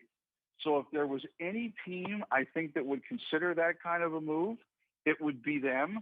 But I really thought if we saw them last night, then we'd see them tomorrow. So I'm less convinced it's going to happen. But if you were to tell me that Vegas is a team that would consider that, I would 100% believe it. Well, it's going to be fun to watch. I mean, these playoffs have certainly given us a lot of entertainment, and hopefully the Predators can force a Game 7 a little bit later on tonight. Elliot, appreciate it as always, and we'll do it again next week. All right, guys, have a great weekend. Good luck tonight. Thanks. Elliot Friedman of Sportsnet 31 Thoughts, soon to be 32 Thoughts, joins us usually every Thursday at 1 o'clock. Obviously, a lot to get into. You're going to hear from John Hines a little bit later on as well. We'll talk to Paul Stewart, former NFL or NHL official, not NFL, NHL player and official. He will join us at 1 o'clock. But first, Willie, why don't you tell us about what are you telling us about? You're telling us about something. I'm telling you about Loan Pronto. Loans, there it is. I'm glad to do that, Chase. And I can't wait for all these things. We're going to have a great discussion with Paul Stewart. I think you'll have some interesting thoughts shared from John Hines. So be tuned in for that. We're going to have great coverage of this game all the way up to the start at 8:30 tonight. Loan Pronto, hey, clear message that I've been giving you. The loan rates right now are incredible. Your house value is up. The interest rates are down. There are ways you can take major advantage of that. And Loan Pronto is going to make it easy for you. That's the thing that they're going to offer you. They're going to get you the absolute best rate, but they're going to give you the best deal going because we're talking about the zero-cost refi program. No junk fees, no closing costs. Get that monthly payment down, save a couple of house payments, get it done in about 2 weeks. They don't just roll in the closing cost to your loan. They cover them for you. That's big time. Even if you refinance here recently, you can do it again and save money. Loan Pronto's all-digital process is fast and easy. And as I said, most loans are going to get closed in 14 days. Most don't even require an appraisal. So ask about how easy it is also to get cash out of your home's equity. That's the other thing I was telling you about. Your home's value is very high right now. If you got equity in there, you can refinance, get $30,000, $50,000, $80,000 or more out of that equity, and you can use that to your advantage whatever way you choose. You use that cash to pay off all your credit cards, pay off car loans, other higher interest loans, remodel your kitchen so you reinvest in your home. All those options are there for you. Don't let that equity sit there. Use it. It's your money. Call Loan Pronto now and start the process. And do it before that rate goes back up. 615-499-5780. You sold? 615-499-5780. Call Loan Pronto. Find out more. LoanPronto.com is the website. Equal housing lender. NMLS 1661781. Subject to lender approval. Not all loans eligible for zero costs. It's D-Day in Smashville. Credit the Sunday scores. Yakov credit on a 2-on-1. The Preds look to hold serve on home ice in a do-or-die Game 6 against the Canes. Players, staff, everyone's ready, and we're really excited here for Game 6. Preds Extra at 6. Pre-game at 7:30. Face-off at 8:30 on Smashville's best sports talk. ESPN 102.5 The Game and the Game Nashville app. Bob's Steak and Chop House is a renowned award-winning steakhouse in major cities across the U.S. Nashville is lucky to have a location here in downtown at the Omni Nashville Hotel. Fine dining is brought to a new level at Bob's with awards like the Wine Spectator Award 4 years in a row, TripAdvisor Certificate of Excellence 5 years in a row, and Open Tables Diner's Choice Award 6 years in a row. Fine dining at its best. Bob's Steak and Chop House, open Wednesday through Saturday, 5 to 10 p.m. in the Omni Nashville Hotel. Complimentary valet parking is always available. After a long, cold, miserable, snow-shoveling, polar vortex, frostbitten winter, the last thing I want to do when spring arrives is yard work. So here's a helpful tip to get you out of raking and reseeding. Advice on how to go golfing instead of whacking weeds and mowing the lawn. Zoom across your yard with precision and ease on a new Kubota zero-turn mower. Right now, you can get 0% financing up to 72 months on certain models. Visit Coleman Tractor featuring Kubota's full line of Kubota lawn mowers, utility vehicles, and more. Check out the all-new Sidekick utility vehicle with best-in-class acceleration and the strength to haul half a ton or tow a full ton. When your job demands precision construction equipment, Kubota has earned a solid reputation for well-engineered products that are reliable and deliver results. Coleman Tractor has 4 convenient locations in Middle Tennessee, Nashville, Clarksville, Paris, and their newest location in White House. Now through June 30th, see us or go to KubotaUSA.com for more info. Mark Howard here to tell you about my friends at Apple Collision Centers. We all know being in a collision is not fun. Neither is all the stress that comes with it. And that's where Apple Collision comes in. Let them take care of everything for you. That's insurance, repair, and your rental details. They've got 3 convenient locations in Old Hickory, Hendersonville, and Gallatin. Their managers, Tommy Rippey, Daniel Neville, and Chris Brooks and Marty Denson, combined for over 75 years experience. So stop in today and tell them Mark sent you. Online at AppleCollisionCenters.com. Nashville Sounds Baseball is back, and here come the fireworks. Head to First Horizon Park on select Fridays this season to catch Nashville's best fireworks shows all summer long. Catch all 6 of the Nashville Sounds post-game fireworks shows with the Friday Fireworks Ticket Plan. You get tickets for 12 Sounds games and 6 fireworks shows, including the enormous 4th of July display. And best of all, the plan's 12 tickets are for Friday and Sunday games. Get yours at NashvilleSounds.com. There's a place full of summer fun and thrills for the whole family, where you can fly on world-class coasters and spin, play, and laugh together, where you can ride, slide, and splash the day away. Visit Kentucky Kingdom and Hurricane Bay. 2 parks for one low price. Save on family fun with our out-of-state offer. For only $39.95, visit one day and get the next day free. Plus, get free soft drinks. Details at KentuckyKingdom.com. Saturday afternoon, 28-foot three, and he buries that one as well. It's Game 4 of Round 1 between the Milwaukee Bucks and Miami Heat in the Eastern Conference playoffs. Coverage begins at noon on ESPN 102.5 The Game and the Game Nashville app. Hey, this is Ryan Ellis. You're listening to Nashville's best sports talk, ESPN 102.5 The Game.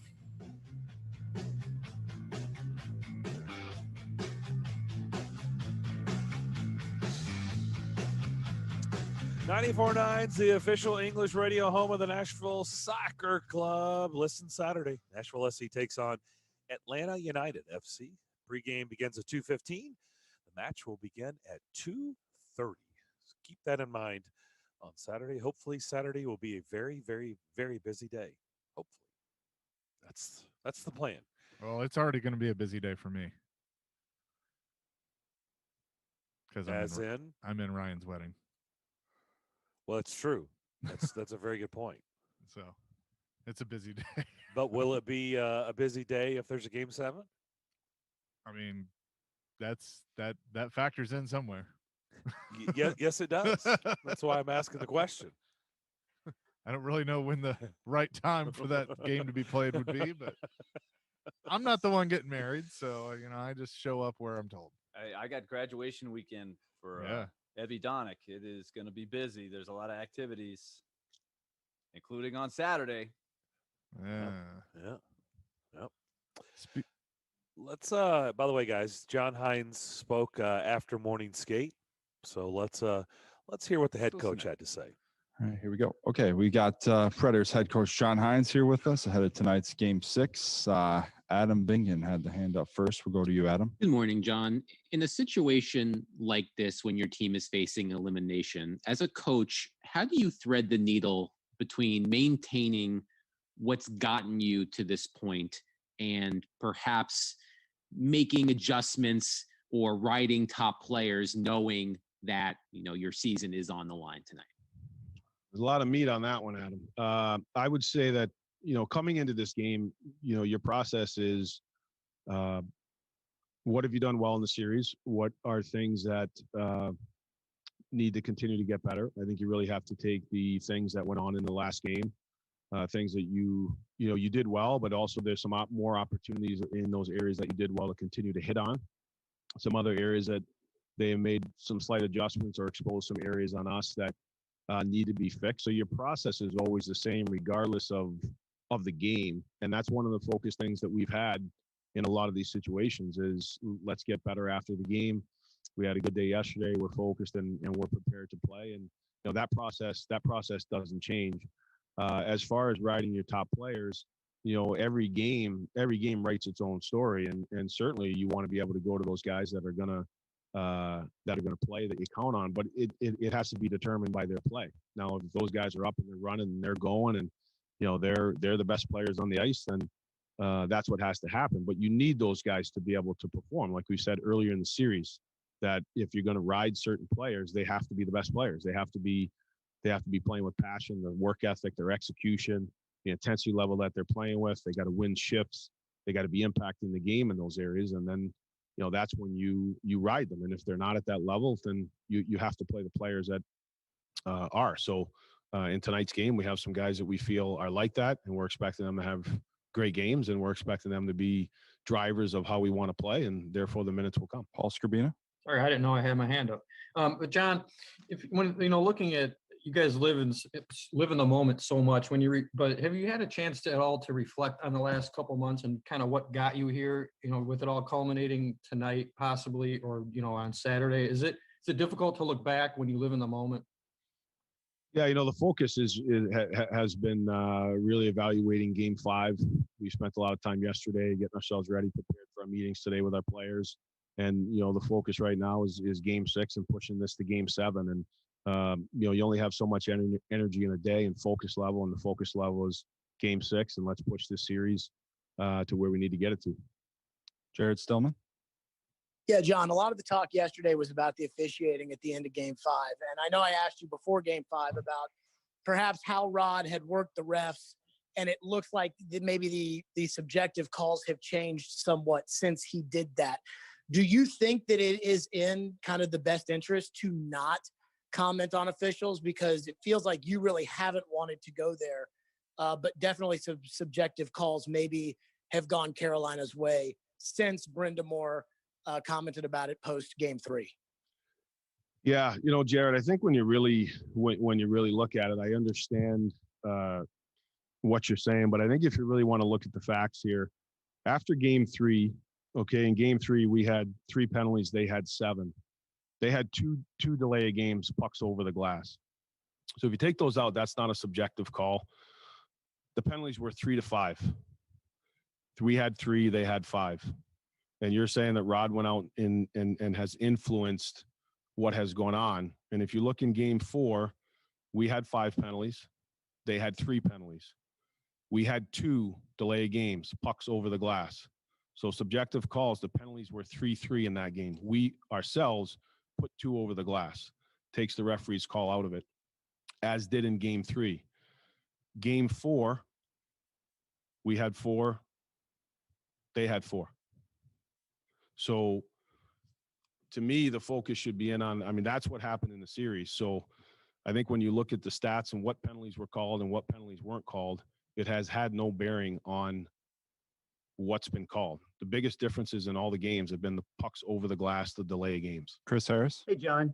Jordan Staal's had 4 goals and 5 points in this series so far. What more can you guys maybe do to neutralize his effectiveness? Well, he's certainly a good player. I mean, he's a big, strong guy. I think he scored some real good goals in and around the net front. You look at the 4-on-4 goal and a couple of his other goals where he's a hard player to contain. So, you have to make sure that our body positioning on him is strong. You're up and underneath the stick. You don't have situations where, he can roll you and use his size, whether you're, a big player playing against him or a smaller guy. It's a challenge that we have to make sure that we get better in. But, it's a really good player making an impact on the series, and you have to be aware of what his strengths and weaknesses are, which we are. But we've got to do a better job, obviously, in some areas with him. Alex Starty. Yeah, John, the Colton Sissons line, as was the case for much of the regular season, has gotten a start in every game of the series, and I think started the beginning of every period too. Why is it important for you and for your team for that line to play the first shift of every period? Well, they play the game the right way. They're big, strong guys. They can help you get momentum with the intensity level that they play with. Particularly, they can get on the forecheck. They can be physical. I think that they set a tone of how you want to be able to play. And not every opening face-off or opening shift, they do win the draw and go in and forecheck and get things rolling. But when they don't, they are guys that are hard to play against. They're responsible defensively. They still play physical. They're hard in those areas. So lots of times it allows you to be able to get a good start to a game, get some footing, and then roll from there. And I think that they relish in that role, and I think they've done a good job. Steve Lehman? John, when you think about it, you guys have really had your backs against the wall since mid-March or whatever. So is there much of a different feeling tonight? And then Colton just said off of Game 5, he feels like the team has played pretty good hockey in the series and is building in the right direction to win 2 more. Do you feel the same? Yeah, Steve, we as you said, I mean, we've had a lot of situations this year where, we've had to be in this games where you feel like they're must-win games, or you're coming off a loss and you got to get a win, or you have to win to get into the playoffs. Particularly down the stretch, there was quite a few of those games. So I think what you have confidence in is the process. I mean, you can't control the end result, but what you can control is the process from post Game 5, what we did yesterday, your meetings and your preparation coming into Game 6, and then you want to be able to play the way that we've played in these situations, which has been very intense. I think we've played smart games. We've been able to make plays when we've needed to. We've gotten stops when we've needed to, and that's part of winning these games. But I think the confidence comes from the process that we've done, the fact that we've done it numerous times throughout the year. You know what that recipe is. So now it's just about coming out and executing. Adam? John, following up on my earlier question, I was curious, do you think there is a correlation between your decision to remove Ryan Johansson and Matt Duchene off the power play and their improved play overall since Game 3? Well, I think I wouldn't necessarily say, Adam, that it's because they're off the power play. I think that the intensity level that they've played with is what's required. They are good players, but the skating, the puck battles, the intensity level, the commitment without the puck, given 100% on every shift when they're out there, that's really what's changed, and there the results had followed. So some of it could be because they weren't on the power play, but I foresee them as a coach. I mean, they're good players, they're power play guys, but it wasn't getting done on the power play in Game 1 and Game 2, and particularly what wasn't getting done on the power play in Game 1 and Game 2. And it's not just those guys. We were giving up odd man rushes. We were losing puck battles. We had no sustained offensive zone pressure and in the offensive zone, and that has a lot to do with why they came off the power play. But it all comes down to the commitment level that we need them to play with, and when they play with that commitment level, they're very good players. Whether they're 5-on-5 in on the power play or just 5-on-5, that's what we need from them. There you go. Words from head coach John Hines today after morning skate. Anything jump out at you guys? Well, I think he was clearly ready for the question about the officiating. He knows officiating has been discussed league-wide on a pretty detailed basis. As I would argue, it is every year. I don't think this year is any different than any other year, honestly. But the one thing that is going to be the headline that I do think will be a difference is the McDavid stat. Just that one stat that is going to have people in offices all around the league saying, what do we do? That is what separates, I think. I think every year there's a discussion about this. But John Hines, I think his goal was to try to downplay that if you ride the officials publicly, that it influences how the game is called. He was trying to argue that it really doesn't. You have different officials for every game, and he's saying that the disparity in the two games had to do with pucks flung over the glass, which is not a subjective call. You have to call that, right? So he's saying if you take those out, it's a lot more even than it looks. So I think he's trying to, just try to downplay the whole thing of, hey, the coaches that go out and yell and scream have an impact on how the next game is called. That's a narrative that's out there, and we've seen it used in all sports over all years. And I admire that John Hines doesn't go there, because we have seen some guys, and I don't think Rod Brindamore has been blatant about it. We've seen some guys look like absolute clowns up there on that podium, clearly trying to plant seeds. Right? Brindamore's was rather quick. I didn't like how he said, I wasn't saying anything about the officials. He obviously said something about the officials, but I just think John Hines is like this. Let's not make this what the series is about. This series is about a lot more than that.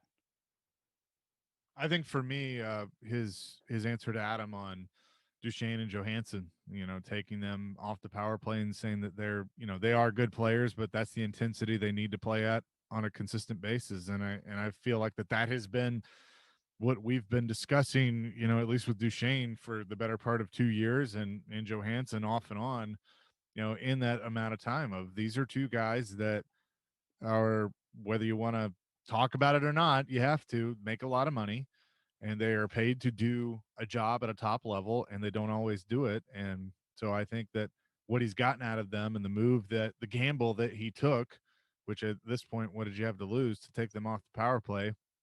So far has worked. It's helped their game.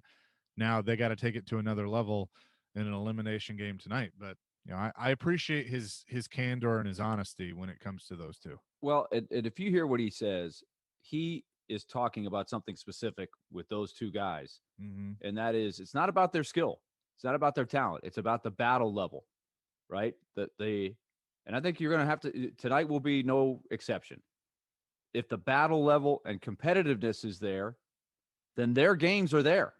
Sure. Right? And you add Philip Forsberg in there too. If those three guys are winning battles and getting engaged physically, then they'll get the scoring chances, right? Especially at home, where we made a big deal out of this before Game 5. Now in Game 6, those guys are going to have favorable matchups.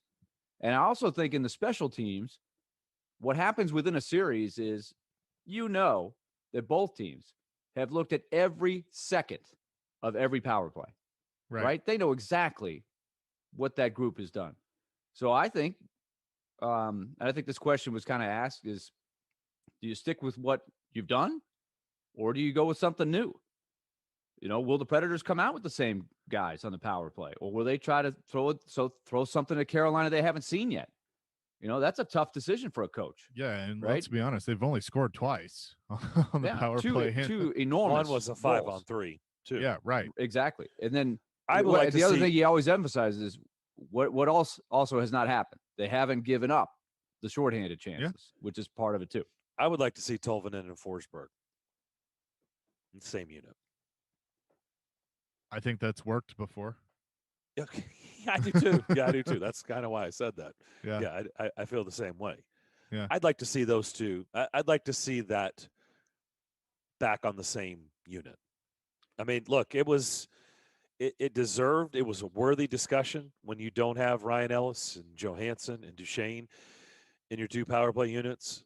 I also was, and it seemed to work, right? You just said it, 2 power play goals. One of them was 5-on-3.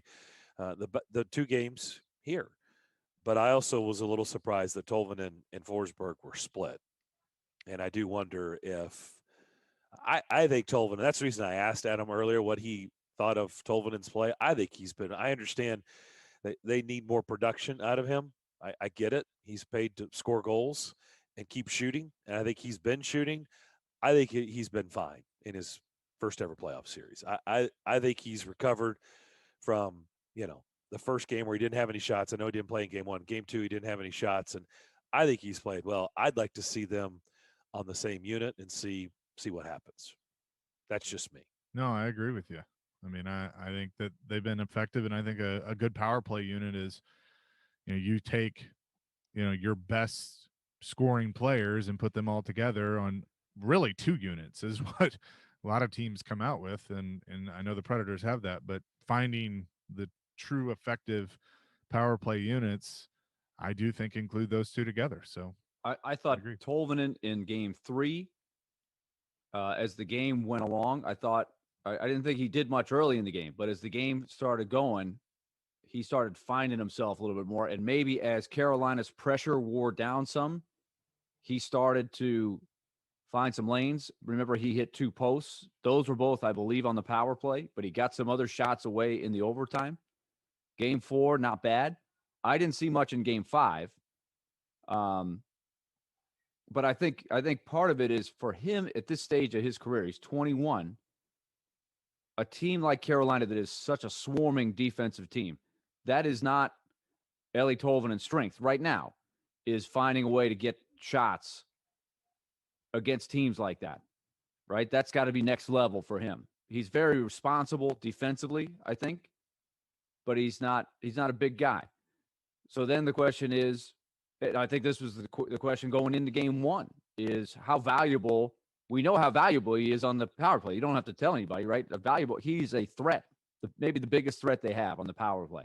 But how many power play minutes are you going to have, and what's that worth versus what other people will give you? We spent days on this show just talking about, well, I think Rocco should be in.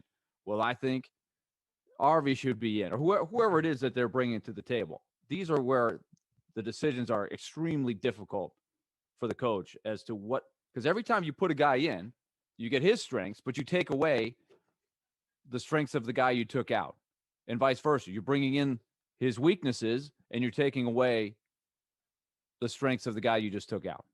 Former NHL official Paul Stewart will join us to start the final hour. Back to wrap up the third hour next. Do you want into Bridgestone Arena for tonight's Game 6 against Carolina? Call 615-737-1025 and be caller number 3, and you'll qualify to win a pair of tickets to watch the game live in Smashville. I got a golden ticket. I got a golden ticket.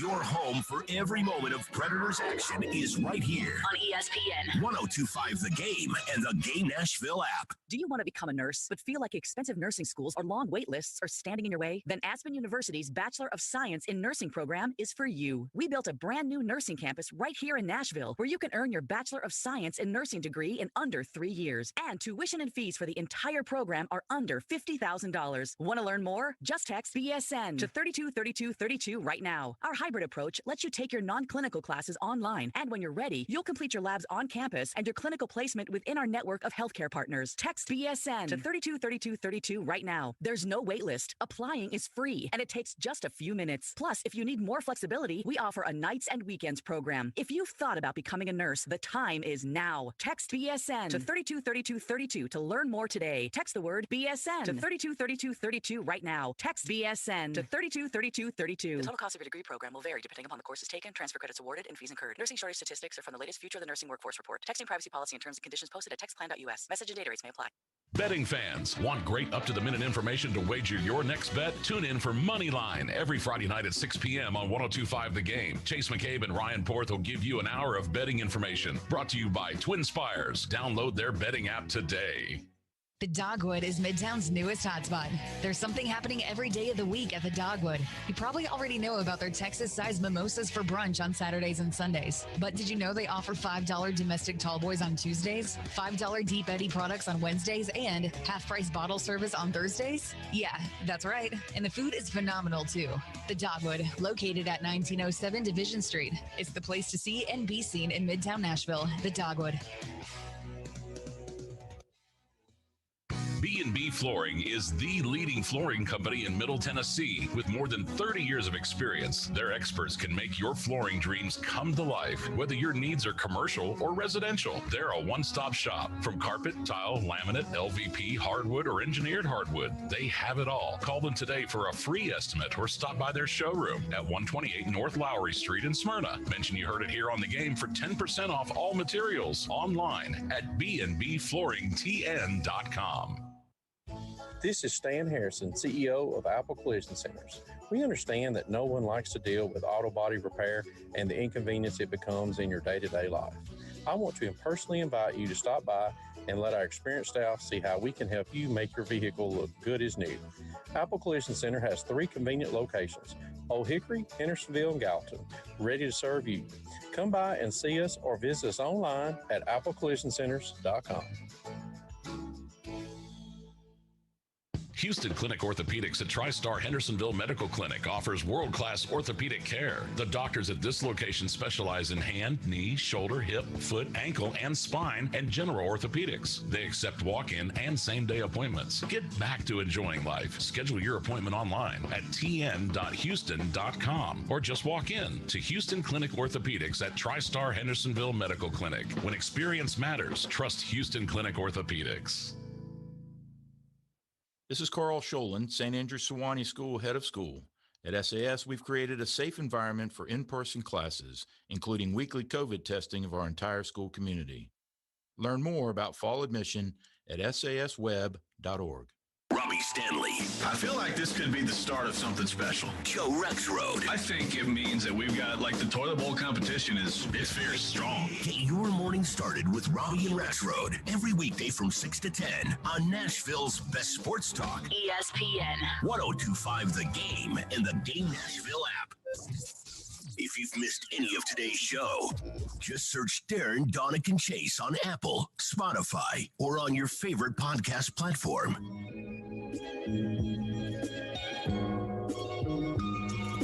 Tennessee ended up beating Mississippi State today 12-2 down in Hoover. So Tennessee, that'll do it for Mississippi State. 2 and goodbye from Hoover. Ole Miss and Georgia right now, they're in the first, no score. Vanderbilt and Arkansas is at 8 o'clock tonight. Also wanted to pass along the Rock and Roll Running Series. They have just come out and said they will have an event in 2021, and it'll be Saturday, November 20th. Saturday, November 20th, this calendar year, the Rock and Roll Running Series here in Nashville. So maybe cold then, who knows? But so we'll see. Just wanted to pass that along, that they are indeed going to. They said they've been changing their date, and now it's going to be in November. There've been a lot of dates. Yep. For a lot of things that have been changed and then changed again. But Cubs and the Pirates are doing battle today, and did you guys see this? There's a play that happened in that game. If I saw that in a 9U travel ball tournament, okay, I see some pretty wacky stuff. But in a Major League Baseball game, I don't think I've ever seen anything like that. Classic Pirates. Javier Baez. Classic. That should be the hashtag. Classic I'm looking Pirates. at it right now. Like this looks like the blooper reel this week in baseball. And by the way, Twitter is blowing up over this play. Oh, yeah. It is viral. It's amazing. everywhere. So basically what it was is Baez is easily going to be out at first. Like it was I guess Javier Baez for the Cubs. Yeah, Javier Baez. And he's running to first, and for whatever reason the first baseman comes at him to try and tag him, and then they backs him all the way up back to the plate. Meanwhile, the runner at third is watching all this and goes, okay. So he takes off towards the plate, gets in behind the catcher while they're trying to get Baez out. And so then the first baseman throws to the catcher to try and get the runner out at the plate, which doesn't work. Baez takes off towards first. It's an errant throw at first, which gets away from the guy covering first, and Baez runs around. And it's safe. The second. And even the throw was off at second, too. I'd like to see the official score. Like, how do you score that? How do you score that? Well, he gets an RBI because I went and looked. Okay. So it's an error. So if you have, for the fantasy purposes, he gets an RBI. Yeah. Okay. There were 2 errors on the play. So he doesn't get a base hit. He does not get a base hit, but he gets an RBI, and there were 2 errors on the play. Should make it 3 for the mental error by the first baseman. Yeah, how about that? Just step on the bag, bro. I mean, right. Like I said, if I would have seen that in a 9U travel ball tournament, okay. That would be frustrating. How would Coach Darren especially react? if it was our team. But if it happened against us, I'd be like, oh, okay, it's 9-year-olds. But at a Major League Baseball game, I never thought we would see that video. Hence why it's viral right now. I mean, there's going to be some. If you want to go on Twitter, you'll find it. It's there. I mean, cue your favorite bumbling music. If it's Curb Your Enthusiasm or circus music or whatever blooper music you like. I mean, just put it behind it, and you'll have art. Because it is crazy. It is absolutely. What did you say? That is a Elijah? tactic that you don't what? see. Pirates. Classic Pirates. Classic Pirates. That should be the hashtag today. Classic Pirates. What would truly Coach Darren's reaction be? Because I think yes, it's 9U, but I know the frustration of Coach Darren sometimes, and I could see Coach Darren really not being happy about that. Well, we had our last 2 tournaments. We had 2 tournaments ago. We had a rundown, and that's honestly the first time we have not practiced rundowns because this is our first season in Kid Pitch. We have not practiced it. You have so much to try to cram in to a season. It's been trying because it's a lot to throw on 9-year-olds.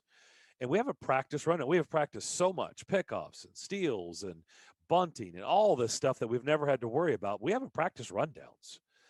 And Maddox was not the pitching. easy thing. And Maddox was the pitcher, and it was a bunt, and we got it. And the kid from third got into a rundown, and it was Maddox and our third baseman at the time. And it was unbelievable, back and forth. And then you're just waiting for, one of our kids to make a mistake, right? Because we haven't practiced it, and they're just throwing back and forth, chasing this kid. And it went back and forth about 8 or 9 times, and you could just tell the kid was done. This is a really good team, too, we were playing. And he just was like, yeah, they wore him out. And I could sense it. I was like, oh, this is going to work. It worked. We tagged him and got him out. The very next tournament, this last one we were in, we got caught in a rundown from third to home. So back-to-back tournaments, something that's never happened before. And, oh, by the way, we made it work. Our kid Tyler scored. Huh. So, there was nothing for me to be, I know where you're going with this. Yeah. There was nothing for me to be angry about, but Maddox, what are you doing? It worked both times for our team, but I was proud of them. I mean, it's something we have not worked on, and it worked in our favor the last 2 tournaments. So, like I said, I've never seen that on major league level. That is unbelievable. Well, the whole thing that makes it unique is Javi Baez deciding to run back towards home plate. That throws everybody off. Yes. Because once the first baseman starts chasing, if he turns around and runs back towards the first base to get Baez out, then the guy is going to score from third. But Elijah said, why would you just step on the base? Because what is he doing? He doesn't need to. Because usually 9 times out of 10, 99 out of 100, the guy just keeps jogging right into your tag. Well, and you hold the guy at third. Okay. But he didn't do that. He ran back towards first. Yeah. Like he could have stood there all day, I guess. Like you got to make sure that you get the runner back to third, and then you can take your time. Baez can't go anywhere. Yeah. He cannot go anywhere. Right. We got a break. We got to come back. Former NHL ref next. Hey, this is Rocco Grimaldi, and this is Smashville. Long clear. Pooped out. Now here's Grimaldi with a breakaway. Rocco Grimaldi moving in. He scores! You're listening to the flagship of the Nashville Predators radio network, ESPN 1025 The Game. ElectronicExpress.com. We make it happen. Blood Assurance, your local community-based nonprofit blood center, announces their new location in Franklin on Fraser Drive. The location is under construction. However, you can still donate blood there Wednesday through Saturday on their mobile bus parked out front. Blood donated today can literally save the life of someone right here in our community tomorrow. Supplies are desperately low and your help is needed. Please find it in your heart to donate your blood and be someone's hero. Go to bloodassurance.org for information. Give blood, give local, save lives. Your new home for the Nashville Sounds is ESPN 94.9. Tune in all season long for the broadcast with the voice of the Sounds, Jeff Him. Nashville Sounds Baseball on ESPN 94.9 is brought to you by Farm Bureau Health Plans and 312 Pizza in Germantown. Hey, Smashville, it's Robbie Stanley, and I want to tell you about my friends at Spring Hill Heating and Cooling. They're locally owned and operated, and right now they're running a great tune-up special for one system for only $55. You heard that right? A great tune-up special for only $55. One of the many ways to save at Spring Hill Heating and Cooling, and right now you can get 6 months, no interest financing available on repairs. Spring Hill Heating and Cooling offering premium service without the premium price. Do yourself a favor and check them out at springhillac.com, your proud partner of Smashville Live. 312 Pizza Company is a proud sponsor of Nashville Sounds Baseball on ESPN Radio. Hey guys, you know what season it is? That's right, it's moving season. If you're looking to move, you need to give my friends at TriStar Moving a call. At TriStar Moving, you'll get 5-star service throughout the entire process. Everything, and I mean everything, will be taken care of, from covering the floors, banisters, railings, front door thresholds. They're even going to wrap and protect all of your furniture and put all of your TVs in protective boxes. They took great care of everything that I owned and made it as stress-free as possible. They even have a brand new state-of-the-art storage facility in Mount Juliet for all of you to use. Their owners, Garrett and Robert, are true Nashvillians who care immensely about helping this community. So if you're looking to move, give my friends at TriStar Moving a call, 615-640-1219, or visit their website, nashvillemoving.org/radio. They'll give you 5% off your entire move. That's TriStar Moving at 615-640-1219, nashvillemoving.org/radio. TriStar Moving, my official movers. Sports Talk, locally owned, home of our Nashville Predators. WPRT FM Pegram, 97.5 Murfreesboro, WZHD2 Laverne, online at thegaynashville.com.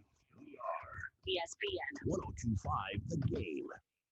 Live from the Wholesaling Studios, powered by RumbleOn.com. It's time for Darren, Daunic, and Chase. With hosts Darren McFarland, Willie Daunic, and Chase McKay. On Nashville's best sports talk, ESPN 1025 The Game. Final hour on this Thursday afternoon. Darren, Daunic, and Chase here on ESPN 1025 The Game. Darren McFarland, Willie Daunic, and Chase McCabe with you. Elijah Campbell is manning the board at our wholesaling game studios, powered by RumbleOn.com. Game 6 tonight at Bridgestone Arena, 8:30 puck drop. Pete Weber and Hal Gill will have your call here on these airwaves. I will have pregame an hour prior, starting at 7:30.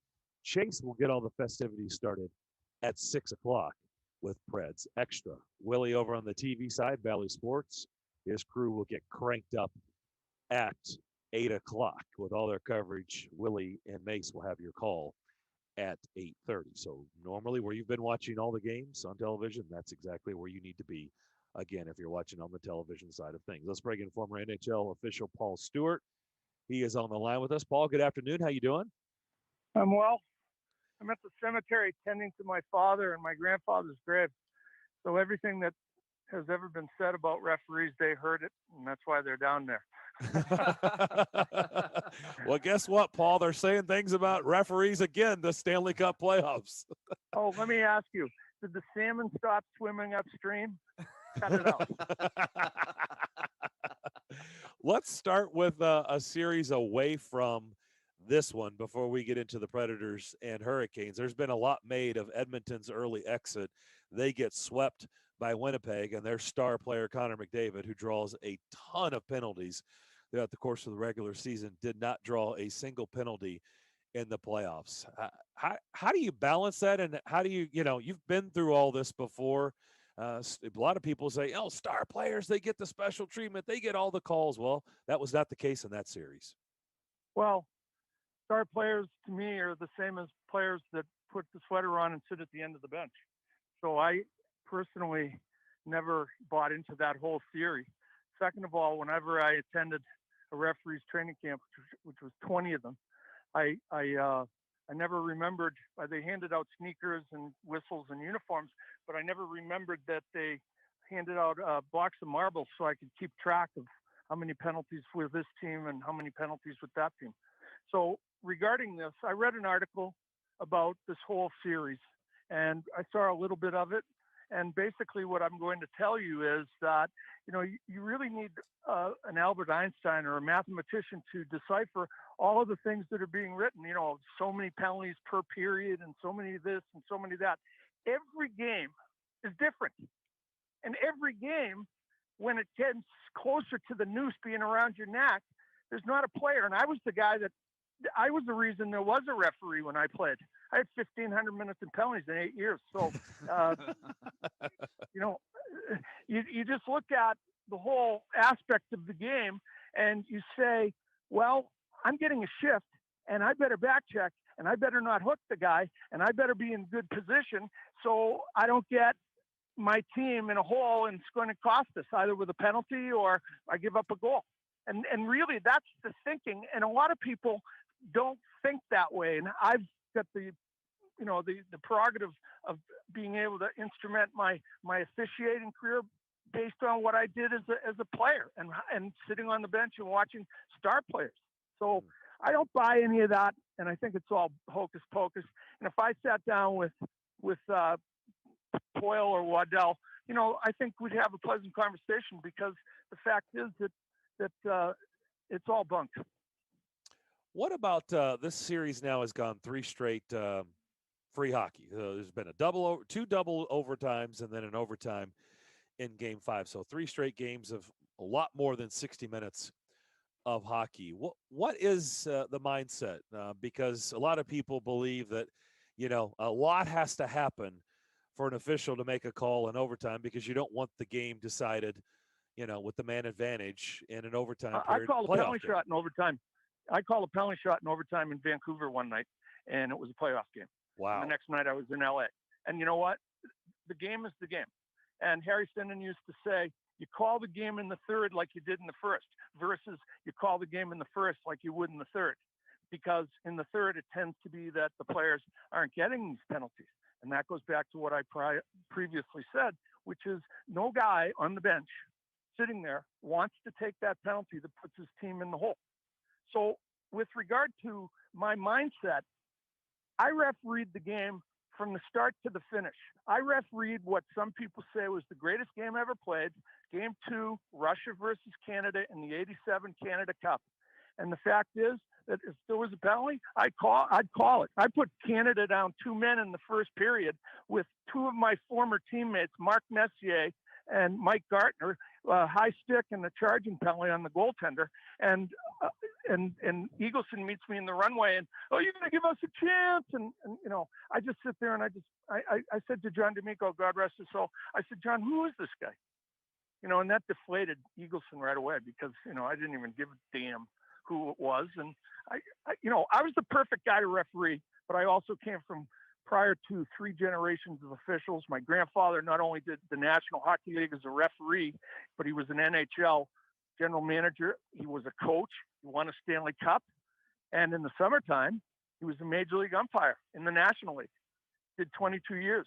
So it's you own the call. That's the philosophy. And when we were sitting at the kitchen table, we weren't talking about flowers. We were talking about, my grandfather would be talking about Eddie Shore, and my father would be talking about great college players, Dryden and such. My dad did college hockey. And I, you know, my first week in the NHL on a Wednesday night in New York, I threw out Yzerman. And 2 nights later, I threw out Gretzky. And the next night, I threw out Lemieux. And Ziegler called me and said, are we having problems getting along with superstars? I said, no, one questioned my sexual preference. The other guy gave me a bump. And the third guy handed me his stick and told me I should play with it. And I said to him, why don't you go in the dressing room and autograph it for me, and I'll take it home. It might be worth something. How much, Paul, is communication, in your opinion? How much do you need to be able to communicate to be an effective referee with the players and the coaches? Well, there are all different types of communication. I think nowadays, and this isn't a criticism, it's just the way that they're not being coached or not being guided, but you've got to bring yourself to the rink. You can't be, Paul Stewart can't be Bill McCreary, and Paul Stewart can't be Kerry Fraser. And I tell people about Kerry Fraser, I worked the first 2-man game in the modern era with Kerry, and people ask me about all the fights I had in the NHL, and I always say the greatest fight I had, the toughest fight I ever had, was with Kerry Fraser the night we worked Toronto at New York Rangers in the 2-referee system. And they say, what was a real fight? I said, no, I couldn't get to the mirror and there was no hair gel left.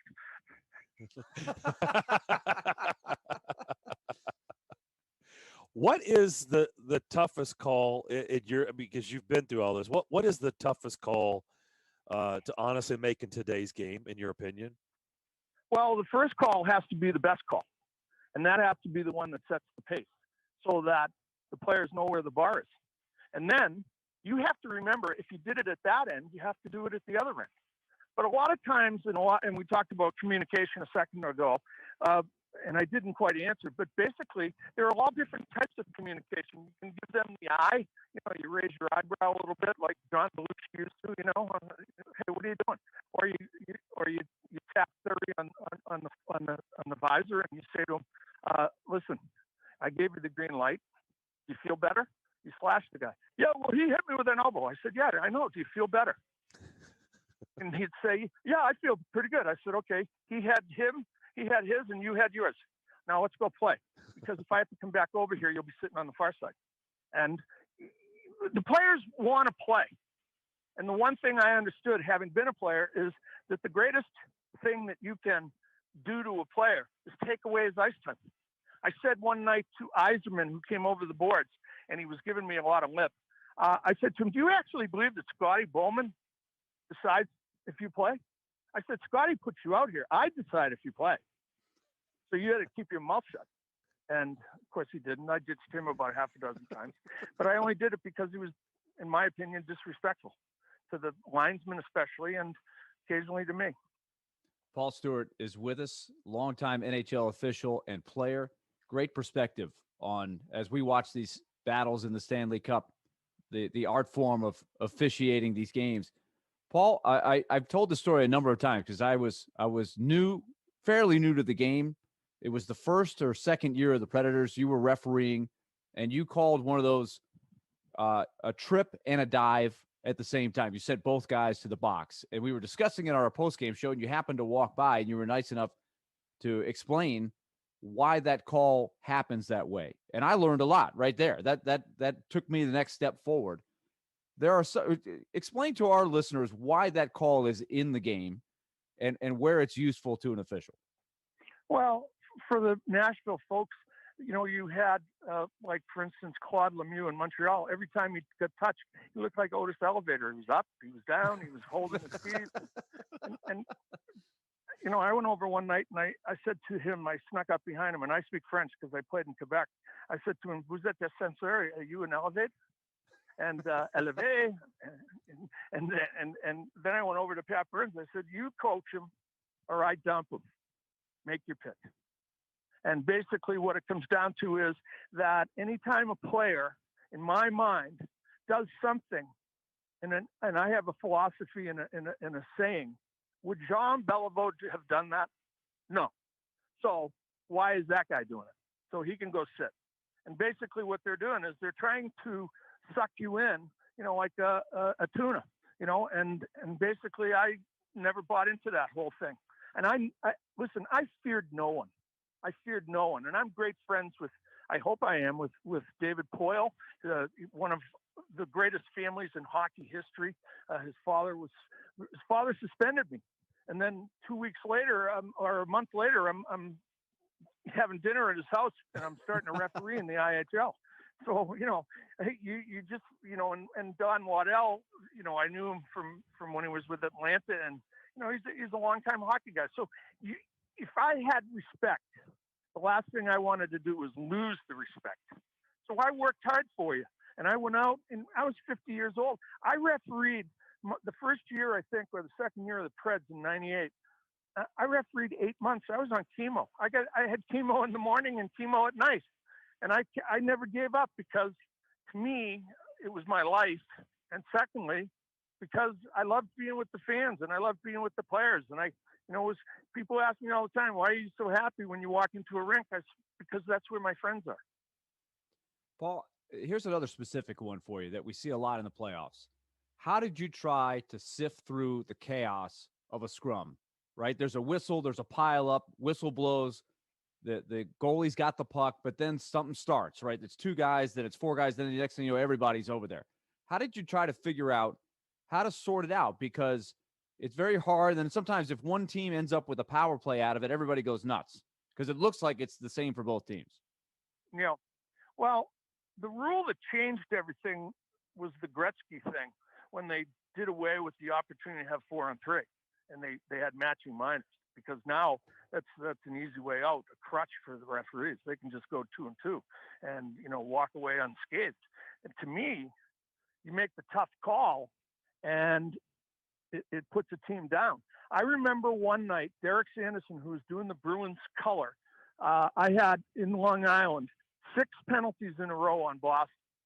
And I went home after the game and watched the tape.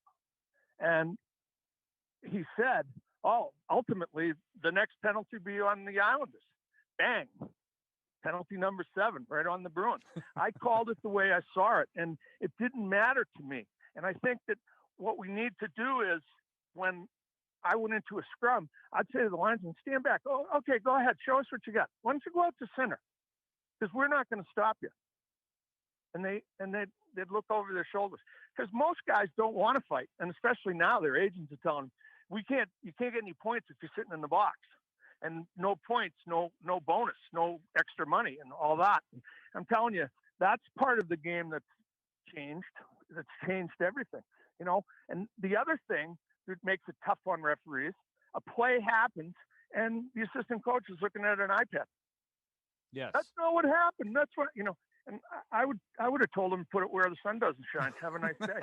But and hope for a short circuit. That is an interesting thing with replays and everything like that, how immediate it is.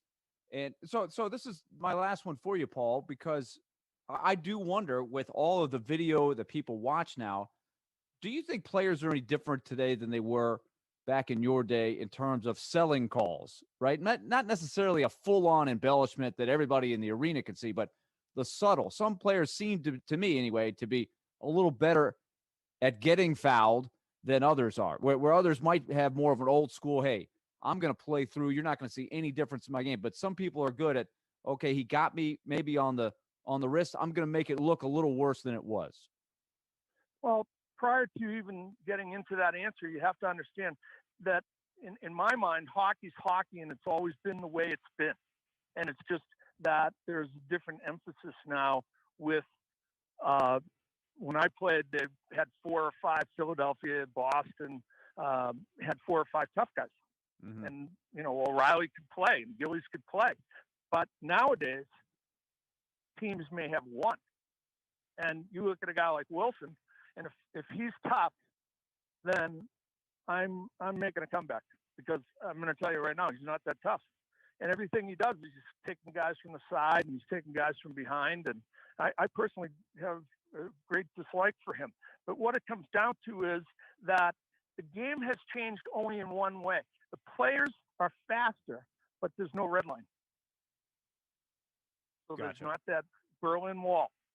And so as a result, you have, and you give a 16-year-old a Corvette and you put him in the parking lot on Christmas Eve, you think he's going to go 5 miles an hour?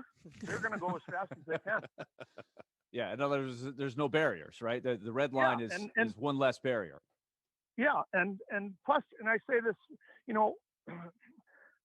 the Europeans didn't really start coming here. Boye Salming and Hamstrom went to Toronto, and then Tikkanen and some of the other guys came into the WHA and then went to the National League.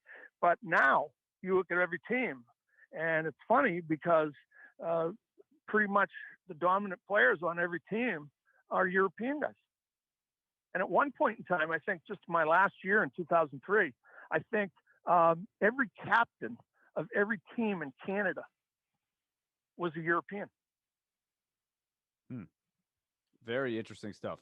The game does evolve, but in some ways it doesn't at all. But Paul, great perspective. This is such what we needed, I think, after watching these great competitions.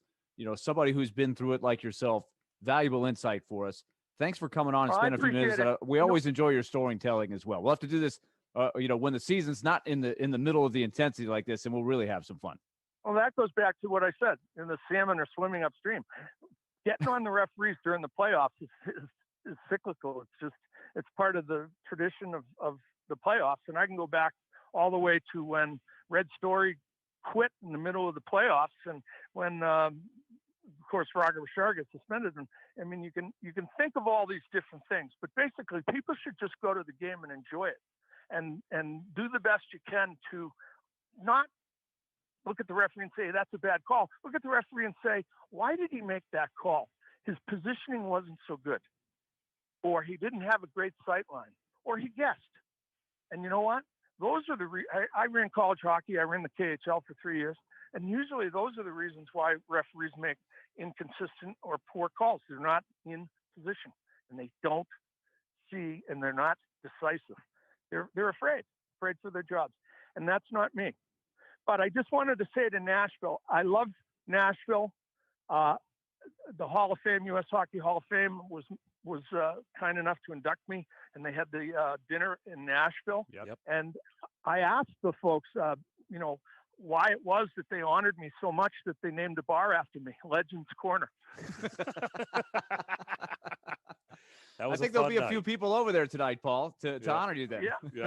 Yeah. I used to love refereeing in Nashville. And my classmate is the congressman from that district, the Honorable James Cooper.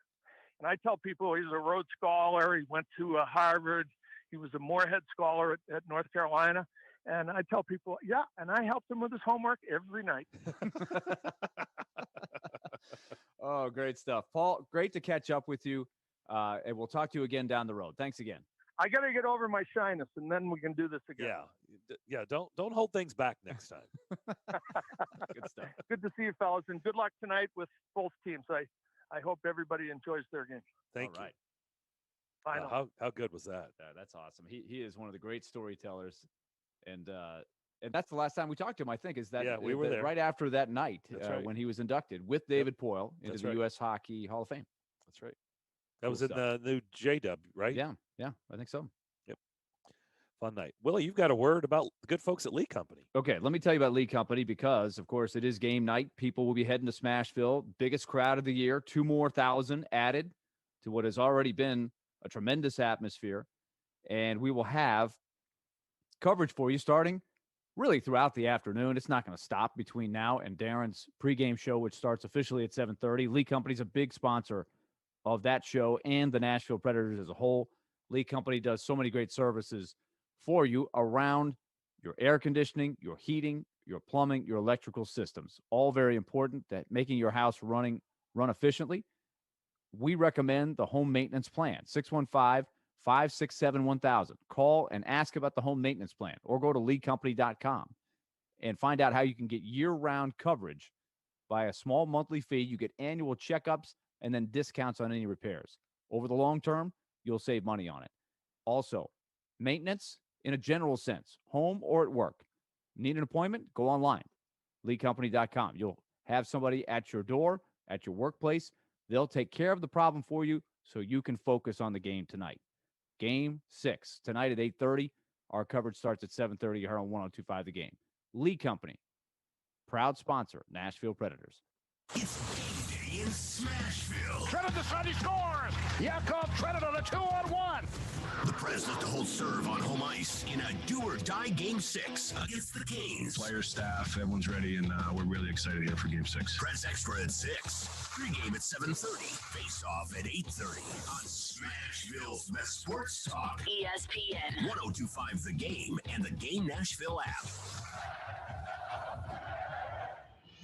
Are you ready for something fabulous from Genesis Diamonds? Well, we're back with our most attractive offer ever. 5 years, no interest financing with nothing down, starting Tuesday, June 1st. This is your chance to go big for your special someone with the ring of their dreams at the monthly price of your dreams. And it's not just on engagement rings. Everything's included, whether you spend $3,000 or $30,000. Eternity bands, diamond pendants, three-stone rings, all new fashion jewelry from top designers like Tacori and Veragio. And yes, even all GIA certified diamonds. Whatever you choose, you get Genesis Diamonds' already unbeatable pricing, and you can spread your payments over 5 years with zero interest and no money down. Imagine a $10,000 ring and only paying $167 a month, or that $6,000 pair of diamond studs, just $100 a month. Don't miss this unbelievable offer. It starts this Tuesday only at Genesis Diamonds, Green Hills and Cool Springs, on approved credit. Ryan Porth here for TwinSpires Sportsbook. Happy to share that as a listener of the game, you can unlock a risk-free bet up to $1,000 for signing up with TwinSpires. Use promo code FREE1000 and you can bet with the Kentucky Derby of sportsbooks right from your phone. It can be playoff hockey, basketball, golf majors, or more. Just download the TwinSpires Sportsbook app today to get started. Void where prohibited. For terms and conditions, visit TwinSpires.com. Must be 21 or older and physically present in Tennessee. For a gambling problem, call or text the Tennessee Red Line 1-800-889-9789. At the Tennessee Men's Clinic, we talk to men about sexual health issues all the time. And the one thing we hear often is how erectile dysfunction often makes bedroom performance both a disappointing and intimidating experience for a man and his partner. If you're over 50, what I just described could very well be happening to you. ED is a performance destroyer. It ruins your confidence and makes what should be a wonderful time of intimacy both stressful and unfulfilling.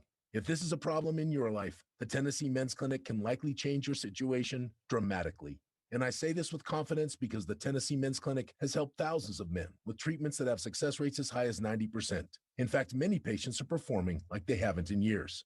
So make an appointment today. For just $99, you'll get a consult, blood work, and if medically advised, a test dose. And if that test dose doesn't work in the office, your visit is free. Call today, 615-208-9090, or go to TennesseeMen'sClinic.com. Contact your doctor if an erection lasts more than 4 hours. Visit our website to learn more, including side effects. Treatments extra. Results vary.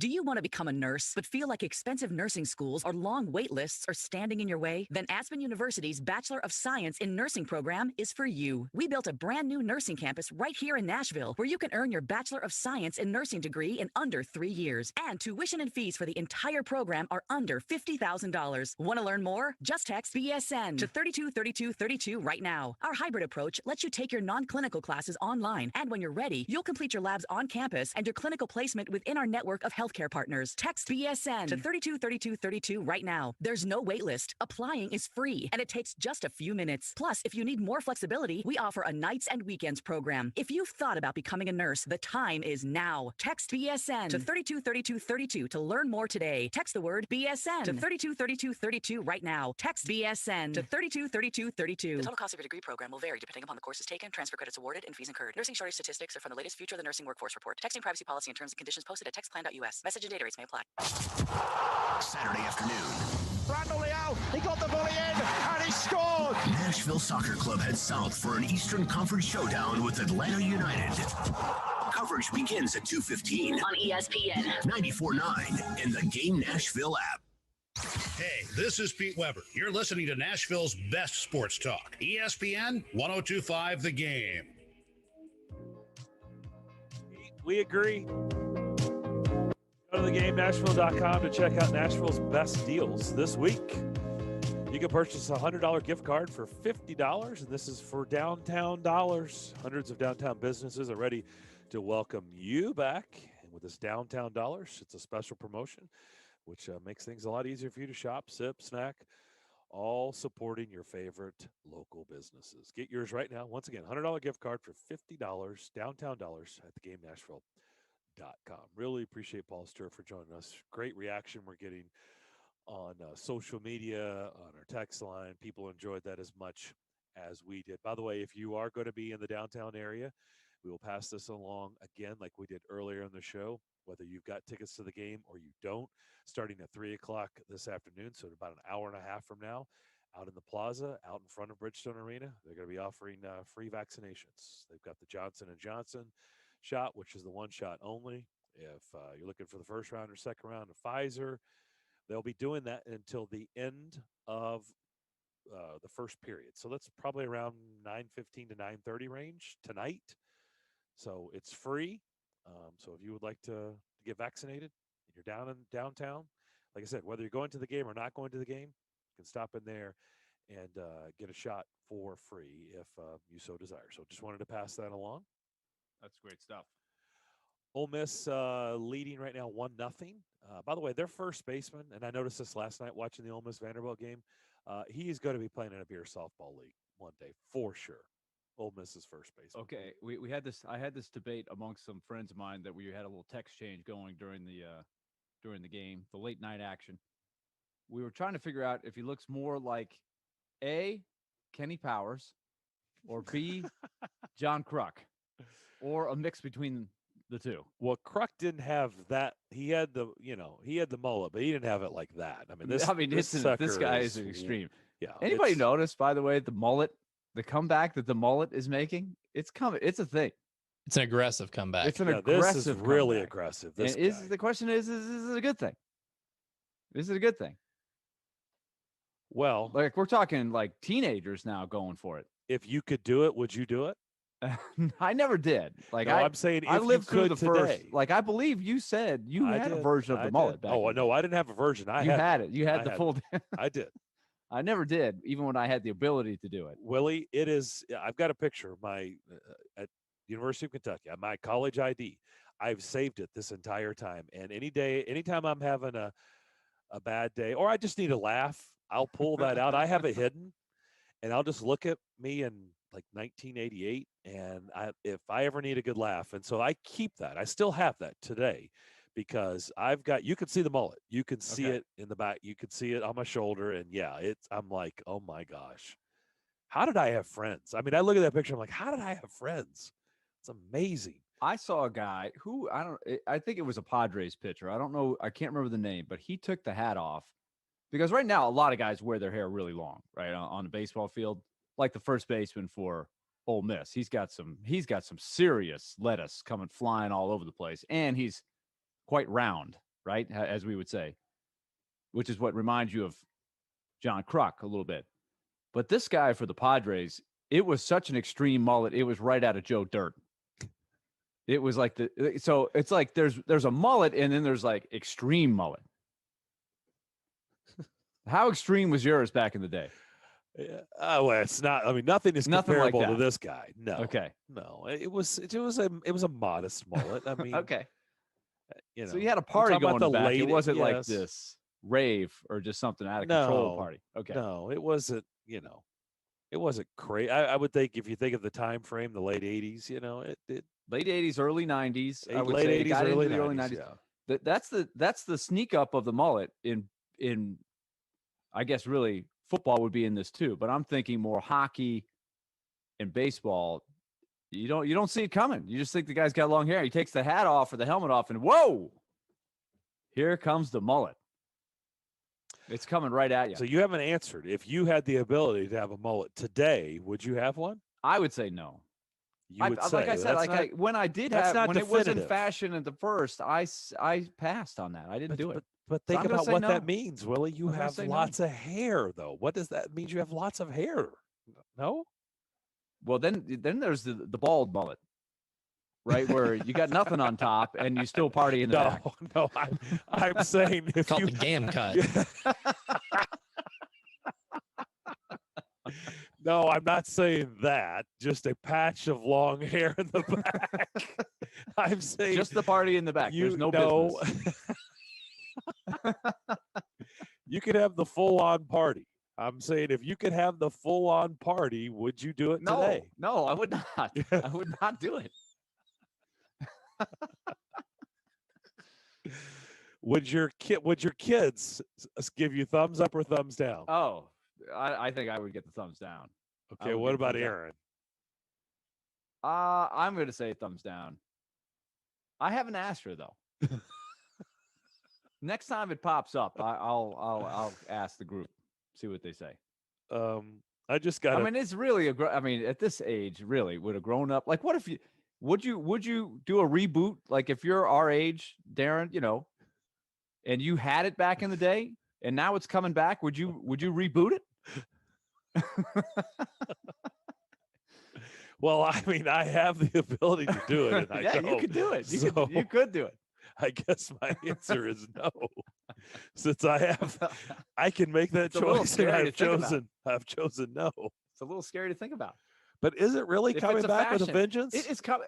Elijah, is it coming back? Oh, it's coming back. Yes. The Gardner Minshew's of the world are everywhere. Yeah. It's becoming ubiquitous, especially on a baseball diamond. Take a look at somebody when these guys take the hats off. That's when you see it. You're right. In baseball, it is very prevalent in baseball. It's a sneak attack. It's Yeah. a sneak attack. They take the hat off and whoa. But Elijah used the right word. It's not just a mullet. It's not modest, like I said mine was. These are aggressive. These are like who's the guy for the Brewers? Hader? Oh, Josh Hader. But is that I haven't seen him under the cap. He has some really long straight hair coming. The ones that get me are the guys that like shave the lines in the side of their heads too, along with like the mullet. Now you got a whole show at that point. Like the John Kruk Phillies back in the day, the early 90s, they had some serious mullets going. That's called Elijah the Wilson County Fair. What did I just did I just say that? I think I did. I'll have to write that down. That's good. Hey, watch out. Hey, watch out. Mahoney's team's playing in Mount Juliet. I'm not saying weekend, I have okay? nothing against. We go to the Wilson County. I have nothing against the Wilson County Fair. The last time I went there, we did the you get on the sack. This is like the old school slide, right? You get on the basically the sack and slide down. Yeah, I evidently had a body part that was in shorts that was not on the sack properly. And I mean, I could smell my flesh burning by the time I got to the bottom. Like you don't want to, you want to make sure your entire body is on the, those sack that you said, you know what I'm talking about? Oh yeah. Yeah. Yeah. Yeah. You don't want a leg, an exposed leg or arm touching the metal. It's like going on a slip and slide without water. You will smell, exactly. You'll see smoke coming out and it'll be smelling like your barbecue. Because your skin will be gone. Exactly. That was my last encounter with the Wilson County Fair. And yes, I probably was trying to pop the balloons for a Def Leppard mirror. Okay. So, yeah, there was probably that. On my text line driven by WilsonCountyHyundai.com, mine, I got from Robbie Stanley, half of Robbie and Rex Road in the mornings. The answer is unequivocally no.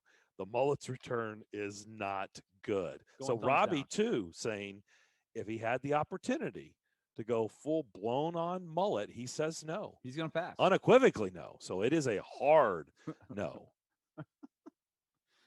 So you guys have the ability to get all that back, and you're both you think saying Rex no? Road had a mullet at one point? Oh, no question. Yes. I feel like he might have. I feel very comfortable in saying that. Yes. Hi, guys. I'm back. Chase, he's back. You Chase guys has had an adventure. I've had an adventure. Well, you we've guys been sitting having down? an adventure too. So what talking was your about adventure? mullets? Yeah. Talking about mullets. Okay, so number one, I hate that I missed the Paul Stewart interview because I was really excited. It was about fantastic. That. I know we're gonna replay it tonight at 6:30 during Preds Extra. So I mean, honestly, we're getting great reaction, and if somehow you missed it, you're seeing all the people comment on it, then please listen at 6:30 tonight. You'll enjoy. We're getting calls about it. It was that good. and I'm dealing with. Okay, so this is what happened during the break, right before. Do Paul we need to be Stewart- sitting down? Yes, because Okay. this is good. This is. It sounded like this was going to be bad, but this is going to end up being funny. Okay. Are we on time here? Do you need some time? Do you need to No. gather We got. yourself? Do we got break? time. We got You're time. okay. Okay. So during I had ordered some food to have during breaks because I was hungry, and so I got that, and I'm starting to eat lunch and everything during the break before Paul Stewart. Well, they messed my order up, and I was like, okay, whatever. And Sawyer starts going crazy. So I think, oh, maybe they're bringing what they left out. No, I was wrong. That was not the case. This was not the Uber Eats driver coming back. So Sawyer's going nuts, like wanting to go through the door. We didn't hear it. So well, because this was all during a break. Oh, okay. Gotcha. And so Paul Stewart starting, and I get you guys back on camera and everything. And that's when I text you like, hey, I got a situation. You guys may have to handle this. Because Sawyer is ready to bust through the door, and I can't figure out what's going on. Well, I have a camera above the front door, and I have a camera above the back door. So I'm like, all right, is somebody here? Again, still thinking maybe it's the Uber Eats driver. And I pull up the camera, and it's this girl that I have no idea who she is. And it's like, no, this is not the same Uber Eats driver. I'm like, all right, so what's going on? Well, I see her kind of have this confused look on her face, but then she kind of looks at the camera. So this is not what I asked you in the text. No. So I was wrong. Okay. This is not a Tinder date. A Tinder date that's early. Because obviously you would say not to come before 2:00, right? Right. So I can tell she's like looking in the windows and stuff. I'm like, what is this chick doing? Is she trying to break in the house? Like, what's going on? So she comes around to the back, and you can hear Sawyer on the camera, like, because Sawyer's going nuts. And she goes to the back door, and I can tell she's looking in. Well, I have a storm door too. She opens the storm door, and I'm like, oh, like, are we about to see a kicking motion? Like, are we? What is going on? And like, because I'm thinking this girl's trying to break into the house. Okay. Like that is what's going through my head. Lifts up the mat, looking for a key, and I'm like, oh, I got you on camera, like, come on, bring it. Sawyer's still going nuts. So then I'm like in full on, okay, well, I have to figure out where she went because she walks away. Well, meanwhile, there's a car sitting out in front of my house, and I'm like, all right, I got the car. So I'm taking pictures of the car, like, got the car, and I get Sawyer. I'm like, all right, we're going outside. We're going to see if she's like hiding somewhere, like waiting for me, or something like that. Like, I'm in full on, like, hey, this is going down mode in the middle of the day while I'm trying to talk to Paul Stewart. And so I go outside. I don't see her anywhere. And oh, by the way, I'm armed with a hammer because, You have a hammer and Sawyer? And Sawyer. Well, no, Sawyer stood by the door. Sawyer didn't want to walk in. Sawyer's like, I got the door. I'll guard the door. So I don't know why I picked up a hammer. Like, I'm a big guy. This was a pretty petite lady. I think I win that match. So you grabbed a hammer. So I grabbed a hammer. Take all the help you can get. You grabbed a hammer. It's the First thing I could in find. the middle Darren. of broad daylight. So then I see the girl. Why don't you just open the door and let Sawyer go? Because he won't, because he's chicken. So he'll just bark. So I see, finally, I like look down the street and I see the girl walking a dog. And I'm like, oh, I'm wondering if she's a dog walker and she had the wrong house. So I go back to the tape. I'm like, all right, let's go examine the tape. Let's go to the videotape. So I go to the videotape and she's like looking at her. I can tell she's looking at her phone and she looks confused. And I'm like, that's what it is. They have told her a key would be left under the mat. There's no key under the mat. She's clearly confused. She's at the wrong house. So I look at the dog and I go, I know that dog. That is the dog from across the street. Fun fact, a producer that works for the radio station, his friend lives at the house across the street from me. So I text him and I go, hey, do your friends have a dog walker? And he goes, short answer, yes. It's me and my friend that we're taking care of the dog. And I'm like, well, she came to my house and I thought she was breaking in. And he replies with, yeah, she totally went to the wrong house. That's good to know. So that was the situation that I was in, thinking that some girl is trying to break into my house. Really, she was at the wrong house. Now we know what Sawyer was upset about. He just thought somebody was I coming know. to take him for a walk. I know. And I'm like, He's disappointed with you now. Yeah, well, he went out. He just wouldn't go anywhere. He was, scared of the situation. I've got another text. I'm not going to reveal their name, but I've got another text on my text line driven by Wilson County Hyundai.com. This is a fair question. I've seen Chase swing a hammer. Why would he grab a hammer? Well, it wasn't a sledgehammer. This was a handheld hammer. I feel right, but I think it's in the same family. It's the same family. So sledge. No, a sledgehammer is like you got to have both hands and like. Listen, I don't know, and I'm gonna be honest with you. I ran through my, what if she's got an accomplice and this is like some big dude that's gonna bust out of the bushes and come after me? I don't know. This was a lot. So all of this to say this was a young lady who was supposed to be walking somebody's dog. Yes. She went to the wrong house. She went to the wrong house. But the funny part is she knows somebody that works at the radio station. So I was able to clear it up that way. Oh, goodness. My goodness.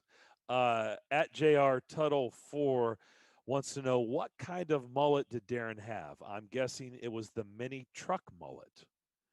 Willie was referring to what is commonly known as the skullet. The skullet. What about the Pittsburgh mullet? Isn't that like a thing? That a thing? I don't know the distinctions between the mullets. So how did we get on a mullet conversation? Like, I feel like I have missed so much. We were talking about Ole Miss's minutes. First baseman. I Ole said Miss he's going to be first playing. Baseman. He'll be playing beer league softball. One day, that looks sure. like Kenny Powers and John Kruk, and then of course John Kruk played for the Phillies in 1993. The whole team had mullets.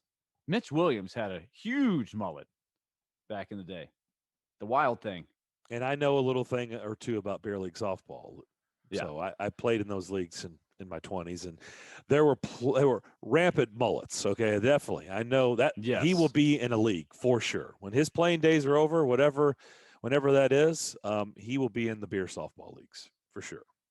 All right, we'll come back, put a bow on today's edition, and thank you so much for that. What a 30 minutes. That riveting story there, Chase. Good stuff. I'm glad everything is safe there at your house. Dog walkers, mullets. Well, because I texted. I mean, that was a lot going on. Uber Eats, a messed up order, someone trying to break hammers. Robert Sawyer. in Spring Hill asks a good question. Why not open the door and say, "Can I help you?" Because by the time, it's a fair question, Robert. By the time that I got to Rather the door, than you hiding under the bed. Okay? I wasn't hiding under the bed.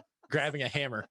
Grabbing a hammer and hiding under the bed. How about you just answer the damn door? And the hammer was outside. It's so like I had the to go Sandlot outside when James Earl Jones goes, "Why didn't you just knock on my door? I'd have gotten the ball for you." Because by the time that I realized what was going on, she was gone. Like, I got to the door and then I went back and looked at the video. I'm like, oh, there's somebody here. She was gone. So yes, I would have opened the door and said, "Can I help you?" But she was not there.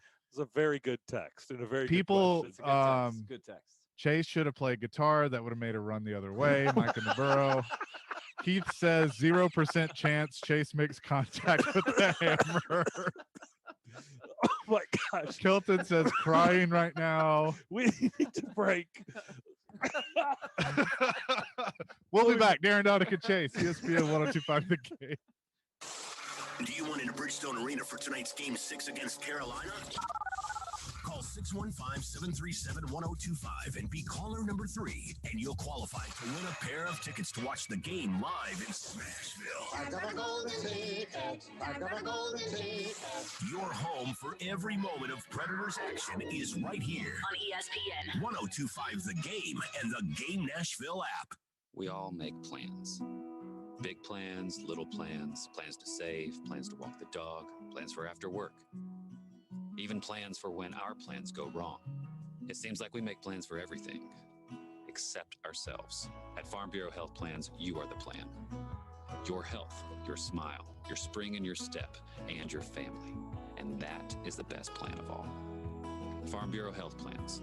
Plan on us. Visit fbhp.com. Bring everything up to speed with the Novatech Managed Office. Novatech's Managed Office portfolio consists of 4 key pillars that provide a unique, holistic approach to business technology, bringing together hardware, software, and services for IT, print, cloud, and security. Novatech's mantra: get it all, get it right, and get it now. From a technology partner you can trust. Let Novatech manage your business technology so you can focus on what matters most, your business. Learn more about the Novatech Managed Office and request a free Office X-ray technology assessment at novatech.net. That's novatech.net. Hey there, Nashville. This is attorney Phil Georges, founder of Wolfpack Lawyers. We are a local Nashville personal injury law firm with a nationwide reputation for fighting for our clients. Whether you've been hurt in a car accident, motorcycle accident, or any accident that wasn't your fault, we've got your back. Just like the Preds are going to fight for that championship, we're going to fight for you. Now let's go, Nashville. Let's pull for our Preds. And if you need anything, visit us at wolfpacklawyers.com. Ow!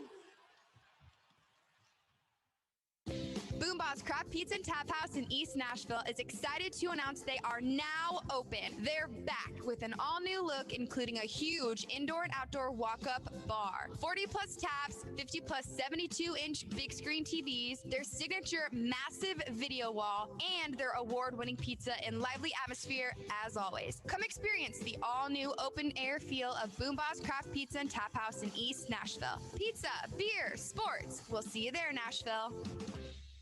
The ultimate social experience is coming to Nashville. My Wine Society presents Blended Festival, August 13th and 14th at First Horizon Park, with live performances by Cascade, Lil Jon, Matt Stell, Blake O'Brown, Bryce Vine, and more. Enjoy Blended's massive 100-foot wine tasting tent and indulge in culinary activations by Nashville's hottest chefs. There's also Blended's relaxing wellness lounge, the Maxim VIP Village, and a whole lot more. Get Blended. Tickets on sale now at blendedfestival.com. Goodyear knows the importance of keeping momentum as you head down the stretch. Momentum starts with movement. It's pulled from the air like a contested rebound.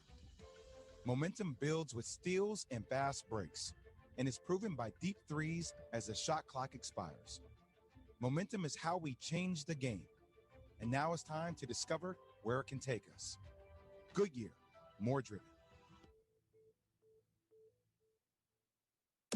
Jared Stillman. I mean, I'm serious. Who's going to be the quarterback of the Patriots? You cannot tell me it's going to be Cam. And company. Do I think that he had a really, really tough job following the GOAT? Yes, 100% I think he did. Tune in Stillman and Company for your drive home. Weekday afternoons from 2 to 6 on Nashville's best sports talk. ESPN. 102.5 The Game and the Game Nashville app. Interact with Darren, Daunic, and Chase. Call or text the show at 615-737-1025. Driven by Wilson County Hyundai.com. This is the end, beautiful friend.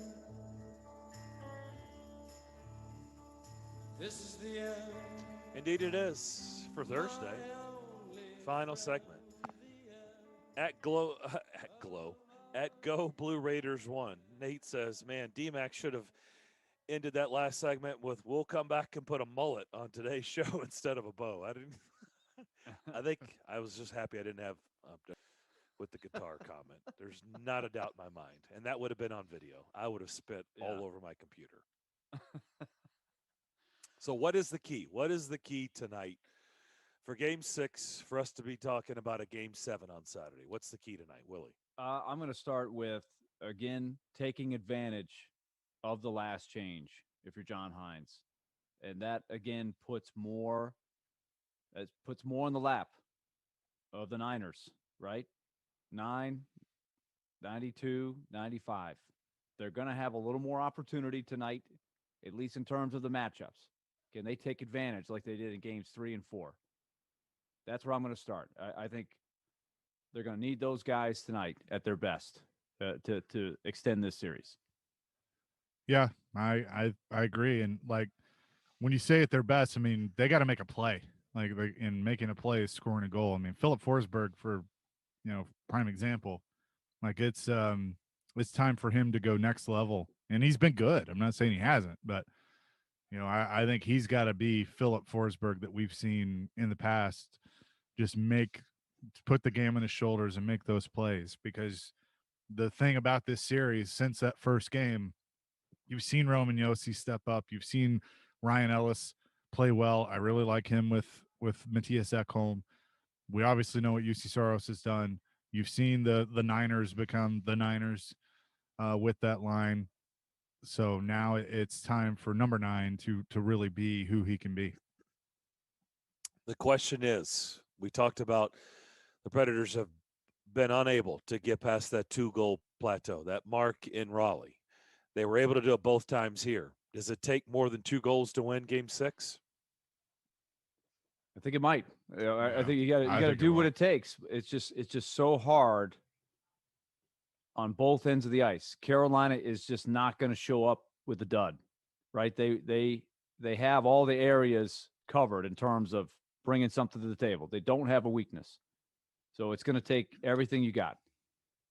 The good thing for the Predators is, we know that they've beaten them twice. We also know that they have had a good tendency to bounce back from a really tough loss. It happened a few times down the stretch. The middle game of the 3 in Chicago, the nightmare, when they had full control of the game with 10 minutes to go and all of a sudden lost a 3-goal lead. They bounced right back and won the next game in Chicago 2 nights later. The Columbus, disappointing way they failed to clinch. Then they had to turn around and beat Carolina to clinch. Came back with a really strong effort.